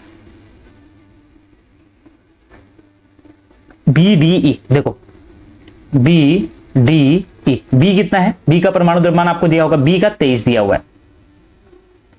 ई का मैं देखूंगा, ई का कितना दिया हुआ है, 35 दिया हुआ है। ये डी आप खुद भी निकाल सकते हो, जो बीच वाला है, ठीक है। अब यहाँ पे देखो क्या हुआ, इन्होंने बोला कि जो पहला और तीसरा है, उनके अगर परमाणु द्रव्यमानों को ऐड करें तो ऐड करो, 23 + 35 कितना होता है आपका, 5 3 8 3 2 5, मतलब आपका 58 होता है। और अगर हम इसका औसत निकालेंगे तो अपॉन 2 ही करेंगे, तो 2 दूना 4, 2 9 18, तो जो बीच वाला है उसका 29 आएगा, उसके औसत के बराबर आएगा। तो देखो ये आपका सही बैठेगा, बी डी और ई। 23 + 35 किया, अपॉन 2 किया, तो 29 आया। यही था आपका डाबेराइनर का त्रिक सिद्धांत। तो यहां पे आंसर जो रहेगा इसका, इस टाइप से अगर कोई आपको दूसरा भी दिख रहा है तो आंसर रहेगा बी डी ई। किसी कक्षा में उपस्थित अधिकतम इलेक्ट्रॉनों की संख्या का सूत्र क्या है? सिंपल सा, सबको पता है, 2n²। ठीक है, इसको मैं आपको इंग्लिश में भी दिखा देता हूं। देखो मैक्सिमम इलेक्ट्रॉन कैसे निकालेंगे आप, 2n² से ही निकालते हैं, सभी को पता है इस फॉर्मूले को, कोई दिक्कत नहीं है, पढ़ा है हमने अच्छे से। चांदी के ऊपर काली परत व तांबे के ऊपर हरी परत किसका उदाहरण है? सबको पता है, संचारण। ठीक है, जंग लगना क्या होता है, लोहे पे जंग लगना भी क्या है आपका, एक संचारण का। सी ऑप्शन बिल्कुल राइट आंसर है इसका भी। ठीक है, ये तो सभी को पता ही है। एक्वारेजिया, चलो एक्वारेजिया पता ही है, किसी को दिक्कत है एक्वारेजिया में? एक्वारेजिया निम्नलिखित में से किस अम्ल का 3:1 मिश्रण है? सभी को पता है, क्या रहता है आपका एक्वारेजिया को क्या बोलते हैं? अम्लराज, हिंदी में। ठीक है, अम्लराज इसको बोला जाता है। और यहां पे जो राइट आंसर रहेगा वो रहेगा C option, HCl HNO3 3:1। Chips में उपचयन को रोकने के लिए चिप्स की थैली में कौन सी गैस भरी जाती है? देखो आपने पढ़ा होगा, याद आ रहा होगा आपको स्कूल के दिनों का, जब आप 8 9 10 में थे तो आपने पढ़ा होगा कि हाँ, ये संचारण से बचाने के लिए, या ये अंदर रिएक्शन ना कर दे, खराब ना हो जाए, तो इसके लिए इसमें नाइट्रोजन गैस भरी जाती है। देखो इतना प्यारा सा पेपर था, ऐसी पेपर अगर हमारा स्केलर का भी आया होता तो बात ही कुछ और होती। ठीक है, अब आ जाते हैं पेपर पे। पेपर आपको दोनों लैंग्वेज में मिलेगा। ये आपका देखिए, यहाँ पे आपका दिया हुआ है हिंदी में, और इसी में आपका दिया हुआ है इंग्लिश में। ठीक है, दोनों चीज आपको दी हुई है। जो क्वेश्चन पेपर था आपका पिछली बार 2023 की मैं बात करूंगा, जिसमें आपका फिजिक्स आसान था, केमिस्ट्री आसान था, बायो थोड़ा सा टफ था। बायो टफ इसलिए था क्योंकि इसमें ज्यादातर क्वेश्चन जो थे आपके वो 12th बेस पे थे। ठीक है, जबकि सिलेबस में साफ साफ लिखा था कि आपका कि 9 और 10 का सिलेबस रहेगा, पाठ्यक्रम 9 और 10 का रहेगा, लेकिन बायो में क्या था आपका, थोड़ा सा पेपर टफ बन गया था। लेकिन फिजिक्स और केमिस्ट्री ने उसका आपका जो था औसत निकाल लिया था, क्योंकि फिजिक्स और केमिस्ट्री में बहुत आसान क्वेश्चन थे। और जो ये पैटर्न है ना, जो आपका 67 नंबर क्वेश्चन आपको दिख रहा है, ये पैटर्न वन दरोगा से ही आया हुआ है। ठीक है, वन दरोगा से ही ये पैटर्न आया हुआ है, जो इस बार स्केलर में भी देखने को मिला था अपने को, खासकर बायोलॉजी में, कि बताइए, एक डायग्राम आपको दिया हुआ था और उस पर बताने के लिए बोल रहा था कि बताओ ये क्या चीज है। ठीक है, देखो नीचे एक यहाँ पे अंतःस्रावी ग्रंथि का काट आरेख आपको दिया है। किन संख्याओं को नामांकित परतों में, देखो कॉर्टिसोल तथा कार्टियोस्टेरोन आपसे हार्मोन यहाँ पे श्रावण होता है, कहां से होता है ये आपसे पूछ रहा है, ये आपको डायग्राम दिया हुआ था। तो पेपर थोड़ा सा अच्छा था, बायो का पेपर का लेवल अच्छा था। ठीक है, ये आप देख लेना, ये क्वेश्चन इस टाइप से क्वेश्चन भी बनते हैं, तो डायग्राम भी देखते हुए चलना है आपको। ठीक है, तो यहाँ पे आपसे पूछा जा रहा था, 2 चीज आपसे पूछी जा रही थी, तो ये चीज आप इंग्लिश में भी यहाँ पे देख सकते हैं। और यहाँ पे ऑप्शन आपको दिया हुआ है कि कौन कौन से हैं। एक पॉइंट आपको एक यहाँ पे ये दिया हुआ है, क्या ये है या ये है, या फिर आपका चौथा है। ठीक है, इस तरीके से आपको दिए हुए थे और पांचवा ऑप्शन भी यहाँ पे आपको दिया हुआ था। तो जो इसका राइट आंसर हो जाता है किसका, कॉर्टिसोल आपका कहां से होता है, तो यहाँ पे देखिए आपका जो बी वाला ऑप्शन है ये बिल्कुल राइट आंसर है, मतलब आपका 2 नंबर से कॉर्टिसोल निकलता है। ठीक है, उसके अलावा तीसरा क्या है आपका कॉर्टिकोस्टेरोन। ठीक है, ये हार्मोन आपका कहां से निकलता है, तो ये हार्मोन आपका निकलता है, देखो इसका बी ऑप्शन बिल्कुल राइट आंसर है। तीसरा और चौथा, सॉरी मैंने आपको 2 बोल दिया है, तीसरे और चौथे से यहाँ पे निकलता है, दूसरे से नहीं निकलता, तीसरे और चौथे से निकलता है, ये पार्ट से और ये पार्ट से 2 हार्मोन यहाँ से निकलता है। ठीक है, तो बी ऑप्शन इसका बिल्कुल राइट आंसर है। तो इस बार आपको डायग्राम भी देखते हुए चलना है। चलो अगले क्वेश्चन पे आ जाएंगे। निम्न में से कौन सा उदिकासीय, ठीक है, प्रक्रिया के समय उत्पन्न होने वाली असतत अभिक्रियाओं से संबंधित है। ठीक है, ऑप्शन आपको यहाँ पे दिए हुए हैं, इंग्लिश में भी देख सकते हैं आप लोग। यहाँ पे ये क्वेश्चन आपका 68 नंबर है, तो यहाँ पे दिया हुआ है। तो इसका जो राइट आंसर है वो राइट आंसर है आपका बी ऑप्शन। ठीक है, पिछली बार का पेपर को देख लीजिए और बायो की थोड़ा सा अच्छे से तैयारी कीजिए। ठीक है, उत्परिवर्तन इसका राइट आंसर आपका रहेगा। निम्नलिखित में से पौधों के लिए आवश्यक सूक्ष्म के सही समूह का चयन कीजिए। अब देखो ये क्वेश्चन अभी हम पढ़ेंगे फूड में, अभी नेक्स्ट क्लास आपकी एप्लीकेशन पे आएगी। फूड वाली चैप्टर की एक क्लास में आपको यूट्यूब पे भी दे चुका हूं, एप्लीकेशन पे भी।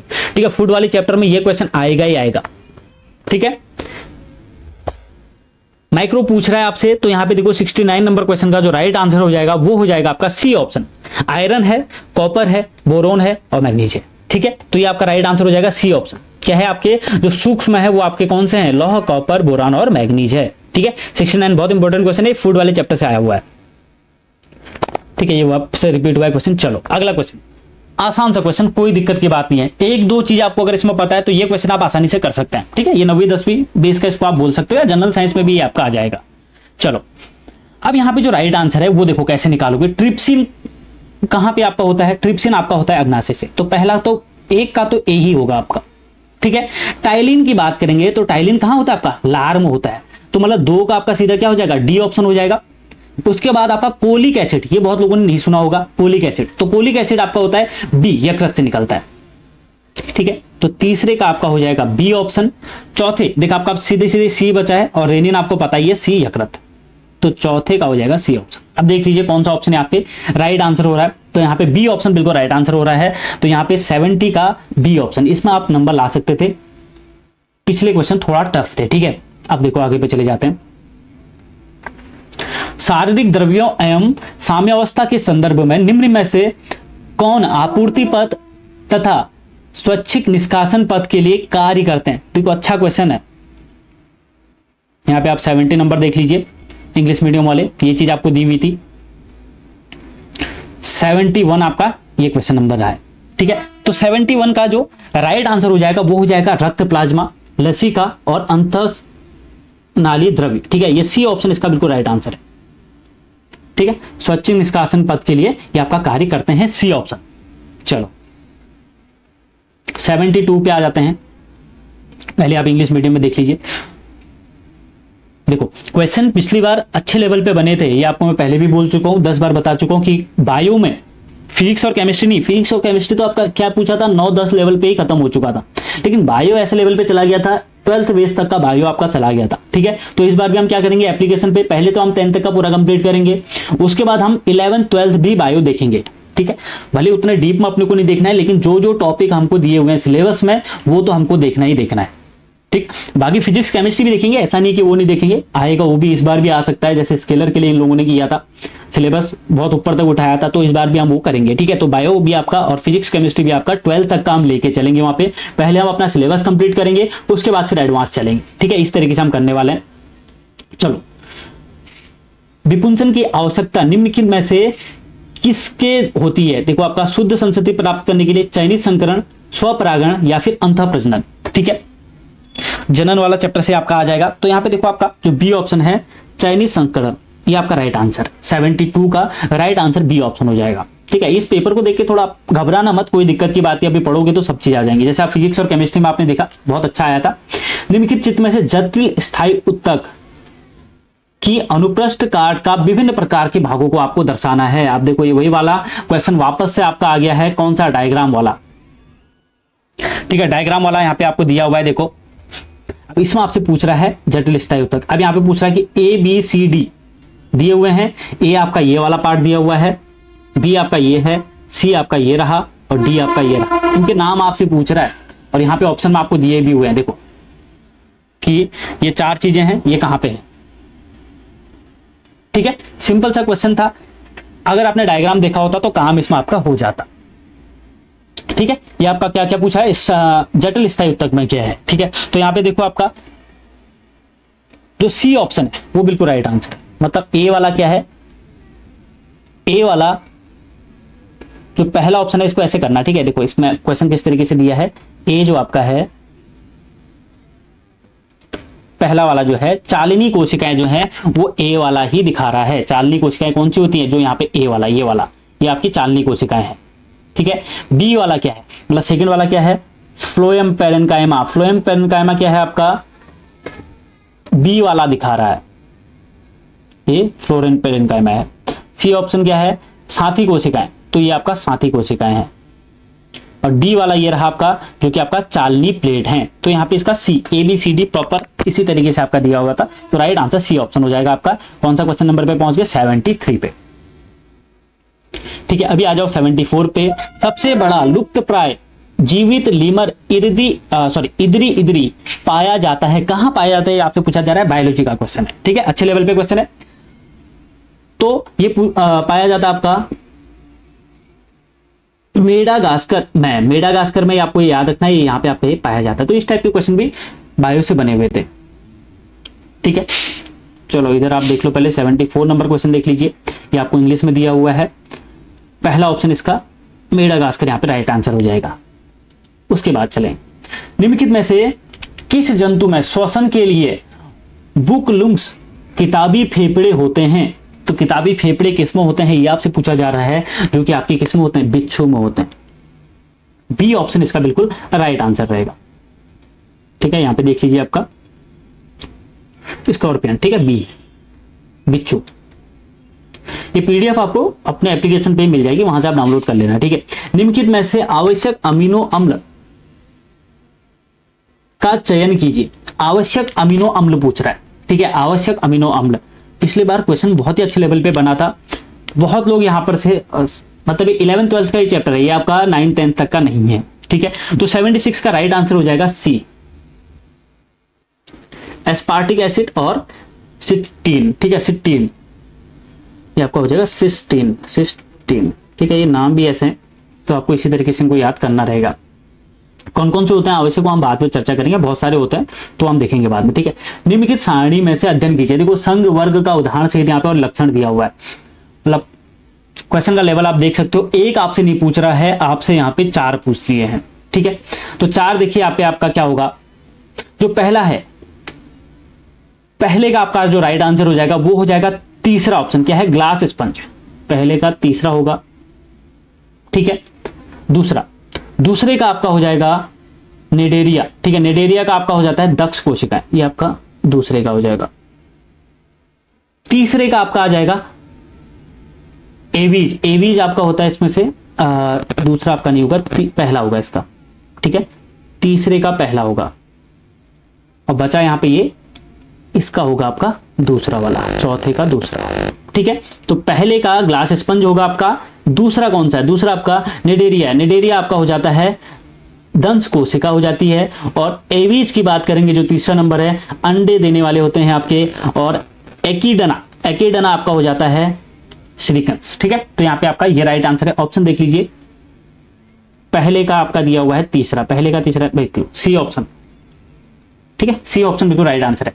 इस तरीके से क्वेश्चन यहाँ पे आया था। ठीक है, देखो ये क्वेश्चन का लेवल बहुत अच्छा है, एक नहीं पूछ रहा आपसे, 4 पूछ लिए हैं। देखिए आपका 4 पूछ लिया यहाँ पे आपका, तो सी ऑप्शन इसका बिल्कुल राइट आंसर हो जाएगा। तो उसके बाद आप देख सकते हैं 78 नंबर क्वेश्चन यहाँ पे दिया हुआ है, इनमें से कौन सा विटामिन बी विटामिन नहीं कहलाता है।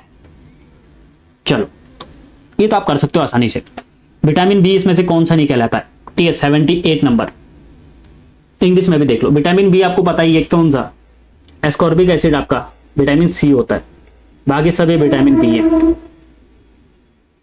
कल मैंने आपको बताया था थायमिन किस में है, फॉलिक एसिड किस में है, लाइपोइक एसिड किस में है। ठीक है, ये तो हमने डी वाले की बात नहीं की थी, लेकिन ए और बी की हमने बात की थी, और एस्कॉर्बिक की भी हमने बात की थी, हमने पढ़ा था वहां पे।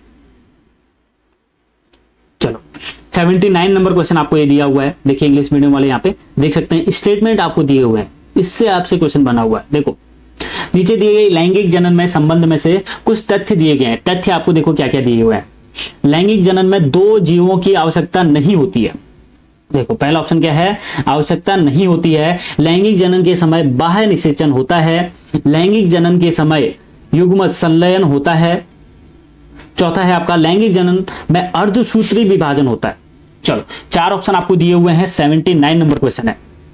अब ऑप्शन क्या दिया हुआ है, ऑप्शन आपको दिया हुआ है निम्नलिखित में से कौन सा सही कथन, आपको सही कथन पूछ रहा है, तो सही कथन देखो आपके इसमें से कौन है। क्या जो आपका पहला क्वेश्चन है, पहला टॉपिक दिया हुआ है लैंगिक जनन में 2 जीवों की आवश्यकता नहीं होती है, तो ये होती है। ठीक है, ये गलत हो जाएगा, 2 जीवों की आवश्यकता होती है। लैंगिक जनन के समय बाह्य निषेचन होता है, ही होता है, बाह्य निषेचन ही होता है, नहीं, ये भी गलत आपका हो जाएगा। ठीक है, लैंगिक जनन में सामान्यतः युग्मन संलयन होता है, बिल्कुल सही है, ये हमने पढ़ा भी था स्केलर के टाइम पे। और लैंगिक जनन में ही आपका अर्धसूत्री विभाजन होता है, बिल्कुल। तो तीसरा और चौथा यहाँ पे राइट आंसर होगा, दिया होगा देखिए आपका, तो सी ऑप्शन इसका बिल्कुल राइट आंसर है, देखिए। ठीक है, घाव हो जाने पर रक्तस्राव होता है, इस समस्या से बचने के लिए निम्नलिखित में से कौन घाव के स्थान पर थक्का बनाकर रिसाव को रोकने में सहायक होता है। अब देखो क्वेश्चन आसान है, पढ़ा है आपने, बिल्कुल सबको आता होगा ये क्वेश्चन, तो ये वाला आप कर सकते थे। तो क्या होता है आपको पता ही है, जो ब्लड का फ्लो को अगर रोकने के लिए जो थक्का बनता है वो प्लेटलेट्स के कारण ही आपका बनता है, तो सी ऑप्शन इसका बिल्कुल राइट आंसर हो जाएगा। ठीक है, ये तो सिंपल सा था, इसमें कोई दिक्कत की बात नहीं थी। 81 पे आ जाओ, निम्नलिखित में से कौन सा पादप हार्मोन है। अब हार्मोन से सिंपल था, ये भी सिंपल क्वेश्चन है, कोई दिक्कत की बात नहीं। ठीक है, प्लांट हार्मोन आपसे पूछा जा रहा है, 4 ऑप्शन आपको दिए हुए हैं, देख सकते हैं आप लोग। तो इसका जो राइट आंसर हो जाएगा आपको पता है, सीधे सीधे पता है आपको, कोई दिक्कत की बात नहीं। साइटोकाइनिन आपका क्या है, एक पादप हार्मोन है। ठीक है, पादप हार्मोन कौन सा है, साइटोकाइनिन है।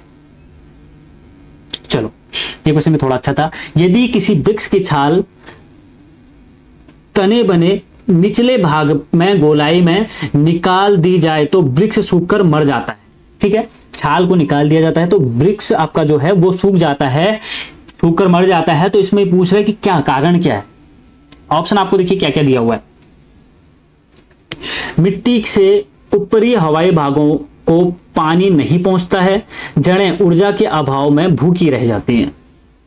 ठीक है, वृक्ष सूक्ष्म जीवों से संक्रमित हो जाता है, जड़ें श्वसन हेतु ऑक्सीजन प्राप्त नहीं कर पाती। अब आपसे पूछ क्या रहा है, देखो जड़ें श्वसन हेतु ऑक्सीजन प्राप्त नहीं कर पाती। अब इसमें आपको आंसर 2-3 लगेंगे। आयोग ने इसका क्या आंसर दिया था, आयोग ने इसका जो आंसर किया था वो किया था बी ऑप्शन, जड़ें ऊर्जा के अभाव में भूखी रह जाती है।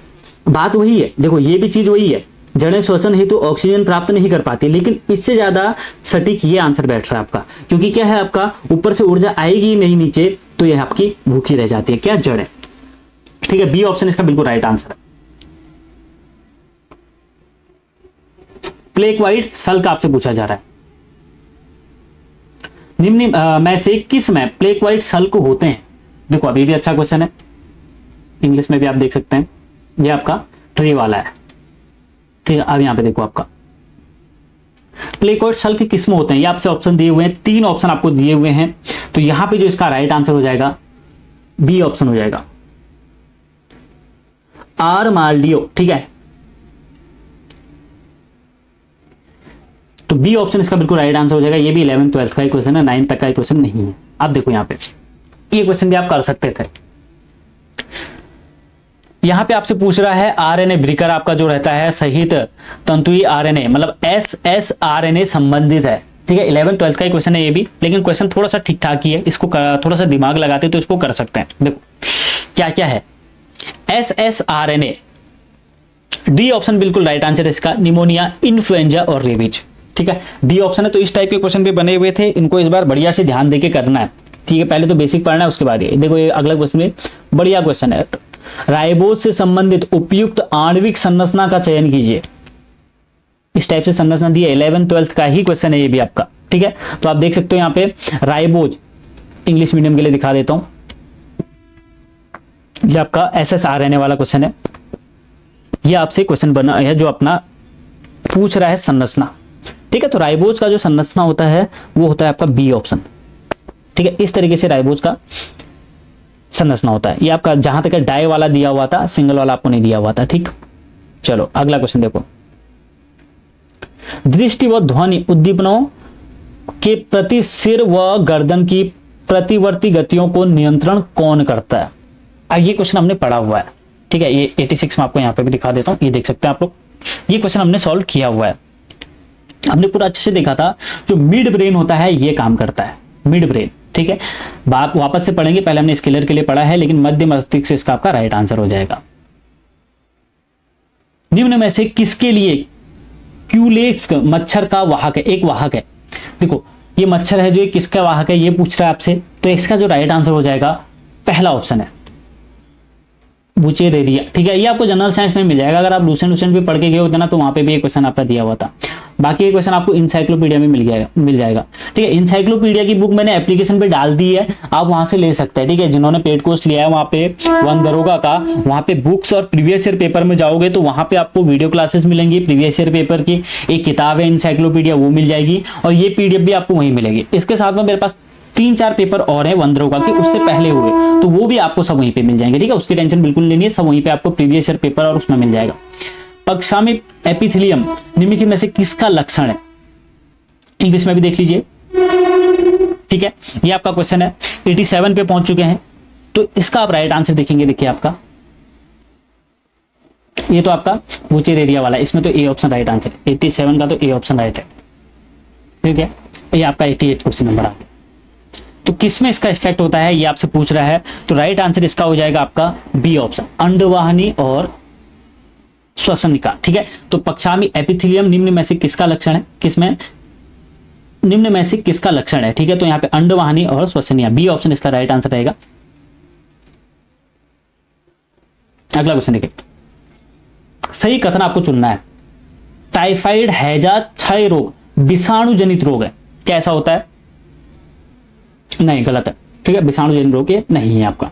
पेनिसिलियम नामक एंटीबायोटिक जीवाणुओं में डीएनए संश्लेषण करने वाली प्रक्रियाओं को बंद करती है, नहीं ऐसा कुछ नहीं है। सभी विषाणु पोषी कोशिकाएं के अंदर रहते हैं, जबकि जीवाणुओं में यह कभी कभार ही दिखा जाता है, बिल्कुल ठीक है। विषाणु जो रहते हैं वो पोषी कोशिकाओं के अंदर ही रहते हैं, सही बात है, बिल्कुल सी ऑप्शन इसका राइट आंसर हो जाएगा। निम्नलिखित में से कौन यह संकेत देता है कि कोई अभिलक्षण प्रभावी है या अप्रभावी है, ठीक है। 90 ये आपका जो राइट आंसर रहेगा सी ऑप्शन रहेगा। एक गुण वाले जो संकरण होते हैं उसमें ये आपका दिखता है, ठीक है। इसको आपको इधर भी दिखा देता हूं, 88 आपने कर लिया था, 89 देख लीजिए,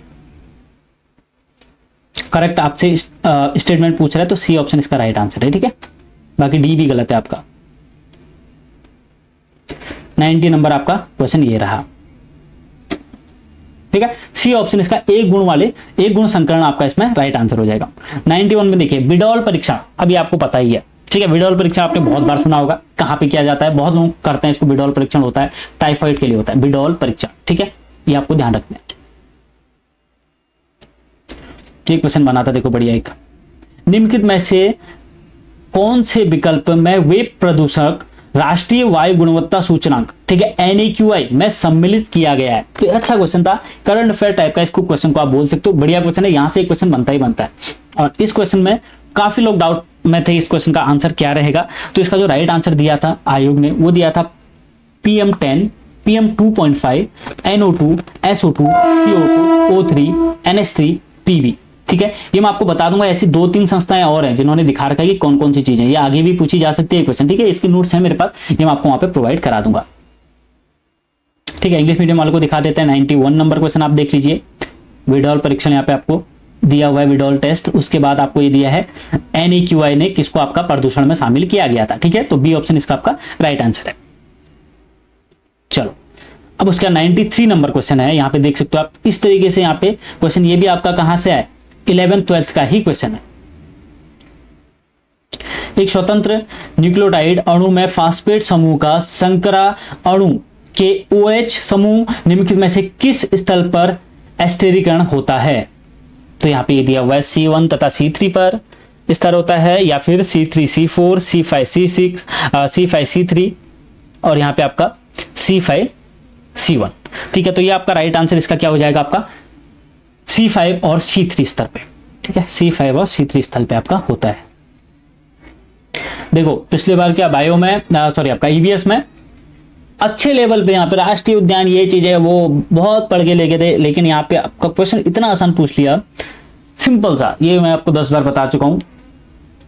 टाइगर रिजर्व और उसके राज्य के बीच सही मिलान को पहचानिए। सही मिलान पहला ही आपको दिख रहा है। असम में कौन कौन से, असम चल दिए काजी मानस, असम में हो गया आपका एक तो मानस है और एक और याद रखिए साथ ही साथ में काजीरंगा।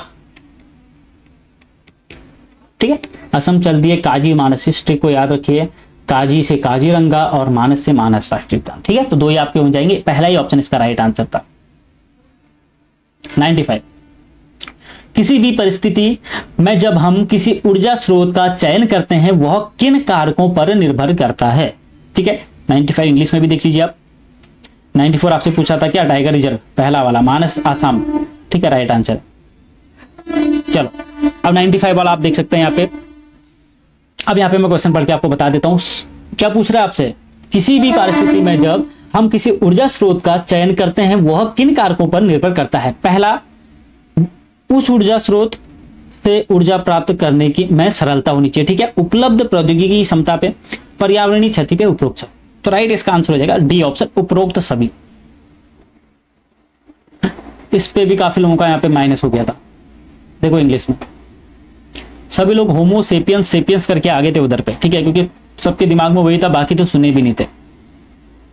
ठीक है, 96 नंबर है। निम्न में से किन मानव पूर्वजों को प्रागैतिहासिक मानव में वर्गीकृत किया गया है। इरेक्स, ये आपका राइट आंसर है, होमो इरेक्स। ठीक है, होमो सेपियंस और ये वाला तो काफी लोग इसको करके आए थे, ये भी गलत है, ये भी गलत है और ये भी आपका गलत है। पहला ऑप्शन ही इसका राइट आंसर है। ठीक है, बृहद जैव विविधता के क्षेत्र विशेषतः किस किस के मध्य पाए जाते हैं। देखो ये फिर से आपका कहां से क्वेश्चन आया, बायो से, सॉरी आपका ईवीएस से क्वेश्चन आया। ठीक है, इंग्लिश में आप लोग देख सकते हैं। चलो कहां पे क्या पूछ रहा है आपको, बृहद जैव विविधता, ये हमने पढ़ा था। ठीक है, ये हमने पढ़ा था कहां पे, स्केलर के लिए हमने पढ़ा था कि कहां किसके किसके बीच में आपका बृहद जैव विविधता रहती है। ठीक है, तो ऑप्शन देख लो यहां पे आपका राइट आंसर क्या हो जाएगा, डी ऑप्शन। सीधे दिख रहा है आपको, मकर रेखा और कर्क रेखा। ठीक है, ये हमने पढ़ा था तो आपको याद भी होगा जहां तक है। देखो इसका ऑप्शन क्या है आपका, डी ऑप्शन इसका राइट आंसर। 98 पे आ जाइए, अच्छा क्वेश्चन। ठीक है, ये भी अपना 9th 10th लेवल पे है ही नहीं, ये भी ऊपर ही लेवल है आपका। देखो क्वेश्चन आप पढ़ सकते हैं, इसका आपको मैं राइट आंसर बता देता हूं, बी ऑप्शन इसका राइट आंसर है। ठीक है, बी ऑप्शन इसका राइट आंसर है। इसका आप यहां पे भी देख सकते हो क्वेश्चन। ठीक है, पिछली बार क्वेश्चन बायो के अच्छे लेवल पे बने थे। बायो के क्वेश्चन ऐसे थे कि मतलब अगर आपने 10 भी कर दिए तो काफी हो गया, क्योंकि फिजिक्स और केमिस्ट्री में ही मेन स्कोर पिछली बार करा था सभी ने, लगभग मैक्सिमम लोगों ने। ये बायो ऐसी है कि अगर कोई मैथ्स वाला भी देख रहा होगा या बायो वाला भी देख रहा होगा ना, उनसे भी ये क्वेश्चन नहीं बन पाए थे पिछले। बहुत माइनस मार्किंग हुई थी आपकी बायोलॉजी में। निम्नलिखित में से कौन सा विशेषतः उभयचरों के लिए प्रसिद्ध हॉटस्पॉट है जहां लगभग 220 जातियां पाई जाती हैं और उनमें 78% आपका क्या है, स्थानिक है। एक चीज ध्यान देना, कभी भी अगर आपको ऑप्शन में ना, अगर आपको समझ में नहीं आया और आप थोड़ा सा तुक्का लगाना चाह रहे हो ना, और अगर ईवीएस से क्वेश्चन आया और उसमें अगर पश्चिमी घाट रहा लिखा हुआ, ठीक है, पश्चिमी घाट अगर उसमें लिखा रहा तो इसको टिक कर देना सीधे सीधे। पश्चिमी घाट ही इसका राइट आंसर था और पश्चिमी घाट से लगभग मैक्सिमम क्वेश्चन बनते हैं, इसी से क्वेश्चन लगभग बनते हैं। कभी भी अगर कोई क्वेश्चन ऐसा हो कि जो आपको नहीं है, पहले हम ये पढ़ेंगे, पश्चिमी घाट के बारे में पूरा पढ़ेंगे। ठीक है, ईवीएस इस बार अच्छे से पढ़ना है क्योंकि 34 नंबर का पिछली बार बायो और ईवीएस था। अगर इसी में से इन्होंने अगर पार्ट कर दिया इस बार, अगर 10-12 क्वेश्चन भी आ गए तो आपका काम उसी में हो जाएगा। अगर ईवीएस से 10-12 क्वेश्चन आ जाए तो इसी से आपका काम हो जाएगा। ठीक है, तो ईवीएस हम पूरा कंप्लीट करेंगे, कोई दिक्कत की बात नहीं है। अंतिम क्वेश्चन देख लीजिए, निम्नलिखित में से कौन सा तकनीकी शब्द ग्रीक धार्मिक ग्रंथों में वर्णित 9 सिरों वाला दैत्य सर्प को इंगित करता है। देखो ये क्वेश्चन आपको 6 में तो नहीं है, 7th या 8th में आपको मिल जाएगा साइंस में। ये क्वेश्चन आपका ठीक है। इंग्लिश मीडियम वाले भी देख लीजिए, ये आपका 99 नंबर क्वेश्चन है, इसका आंसर आपका क्या है, पश्चिमी घाट है, ठीक है। डी ऑप्शन इसका राइट आंसर है। 100 नंबर क्वेश्चन देख लीजिए, ये पिछली बार ये क्वेश्चन बना था और ये क्वेश्चन बहुत आसान भी है, 8th 9th में ये क्वेश्चन आपका मिलेगा, ठीक है। इसका आंसर था आपका बी ऑप्शन, हाइड्रा, ठीक है। हाइड्रा को ये दिखाता है। चलो, ये आपके हो गए 11 जून 2023 का पूरा पेपर का सॉल्यूशन। 100 क्वेश्चन हमने देख चुके हैं। जिन्होंने इससे पहले के क्वेश्चन नहीं देखे हैं, फिजिक्स प्लस केमिस्ट्री के 2 वीडियो हैं, प्लेलिस्ट में जाइए, वहां पे आपको देखने को मिल जाएगा। बाकी एप्लीकेशन पे कोर्स आ चुका है, क्लासेस रेगुलर चल रही हैं, क्लासेस आप वहां से ले सकते हैं। हिंदी और इंग्लिश मीडियम में दोनों रहेगा। डाउट कोई भी रहता है, अभी कुछ दिनों में एक ग्रुप बन जाएगा व्हाट्सएप पे, डाउट जो भी रहेगा वहां पे हम सॉल्व करेंगे। बाकी लाइव क्लासेस में डाउट लेंगे, जो चीज आपको समझ में नहीं आती हैं, कोई भी समस्या हो आप जो व्हाट्सएप नंबर दिया है वहां पे व्हाट्सएप कर सकते हैं। आपको कुछ भी दिक्कत लग रही हो, नेक्स्ट मंडे को आपका टेस्ट होगा एप्लीकेशन पे, weekly test next Monday to Monday रखेंगे या फिर संडे टू संडे रखेंगे, या तो संडे को या मंडे को आपका टेस्ट रहने वाला है। वही आपका अगर कांस्टेबल वाले हैं, फॉरेस्ट गार्ड वाले हैं, कनिष्ठ सहायक, व्यक्तिगत सहायक, उनका भी टेस्ट नेक्स्ट मंडे या संडे को रहने वाला है, संडे या मंडे को, ठीक है। तो आप वहां से कोर्स ले सकते हैं हमारे एप्लीकेशन पे। कोई भी अगर आपको डाउट रहता है तो नंबर आपको ये दिया हुआ है, इस नंबर पे आप कॉल कर सकते हैं कि कैसे लेना है, क्या लेना है, ठीक है। तो ये चीजें हैं। बाकी अभी कोर्स का प्राइस आपका मिनिमम रखा गया है, 1000 रुपए है आपका कोर्स का प्राइस। चाहे आप कोई भी कोर्स ले सकते हैं, कांस्टेबल का, फॉरेस्ट गार्ड का, वन दरोगा का, उसके अलावा आपका कनिष्ठ सहायक हो गया, व्यक्तिगत सहायक हो गया, पुलिस एसआई हो गया, सबके लिए वहां पे कोर्स आपको अवेलेबल मिल जाएगा। एप्लीकेशन का लिंक आपको डिस्क्रिप्शन में दिया हुआ है, आप वहां पे क्लिक करके डाउनलोड कर लीजिए। बाकी टेलीग्राम चैनल पे जुड़ जाइए, लिंक आपको उसका भी डिस्क्रिप्शन में दिया हुआ है। तो वीडियो का एंड करते हैं, फिर मिलते हैं अगले वीडियो में। Thank you so much.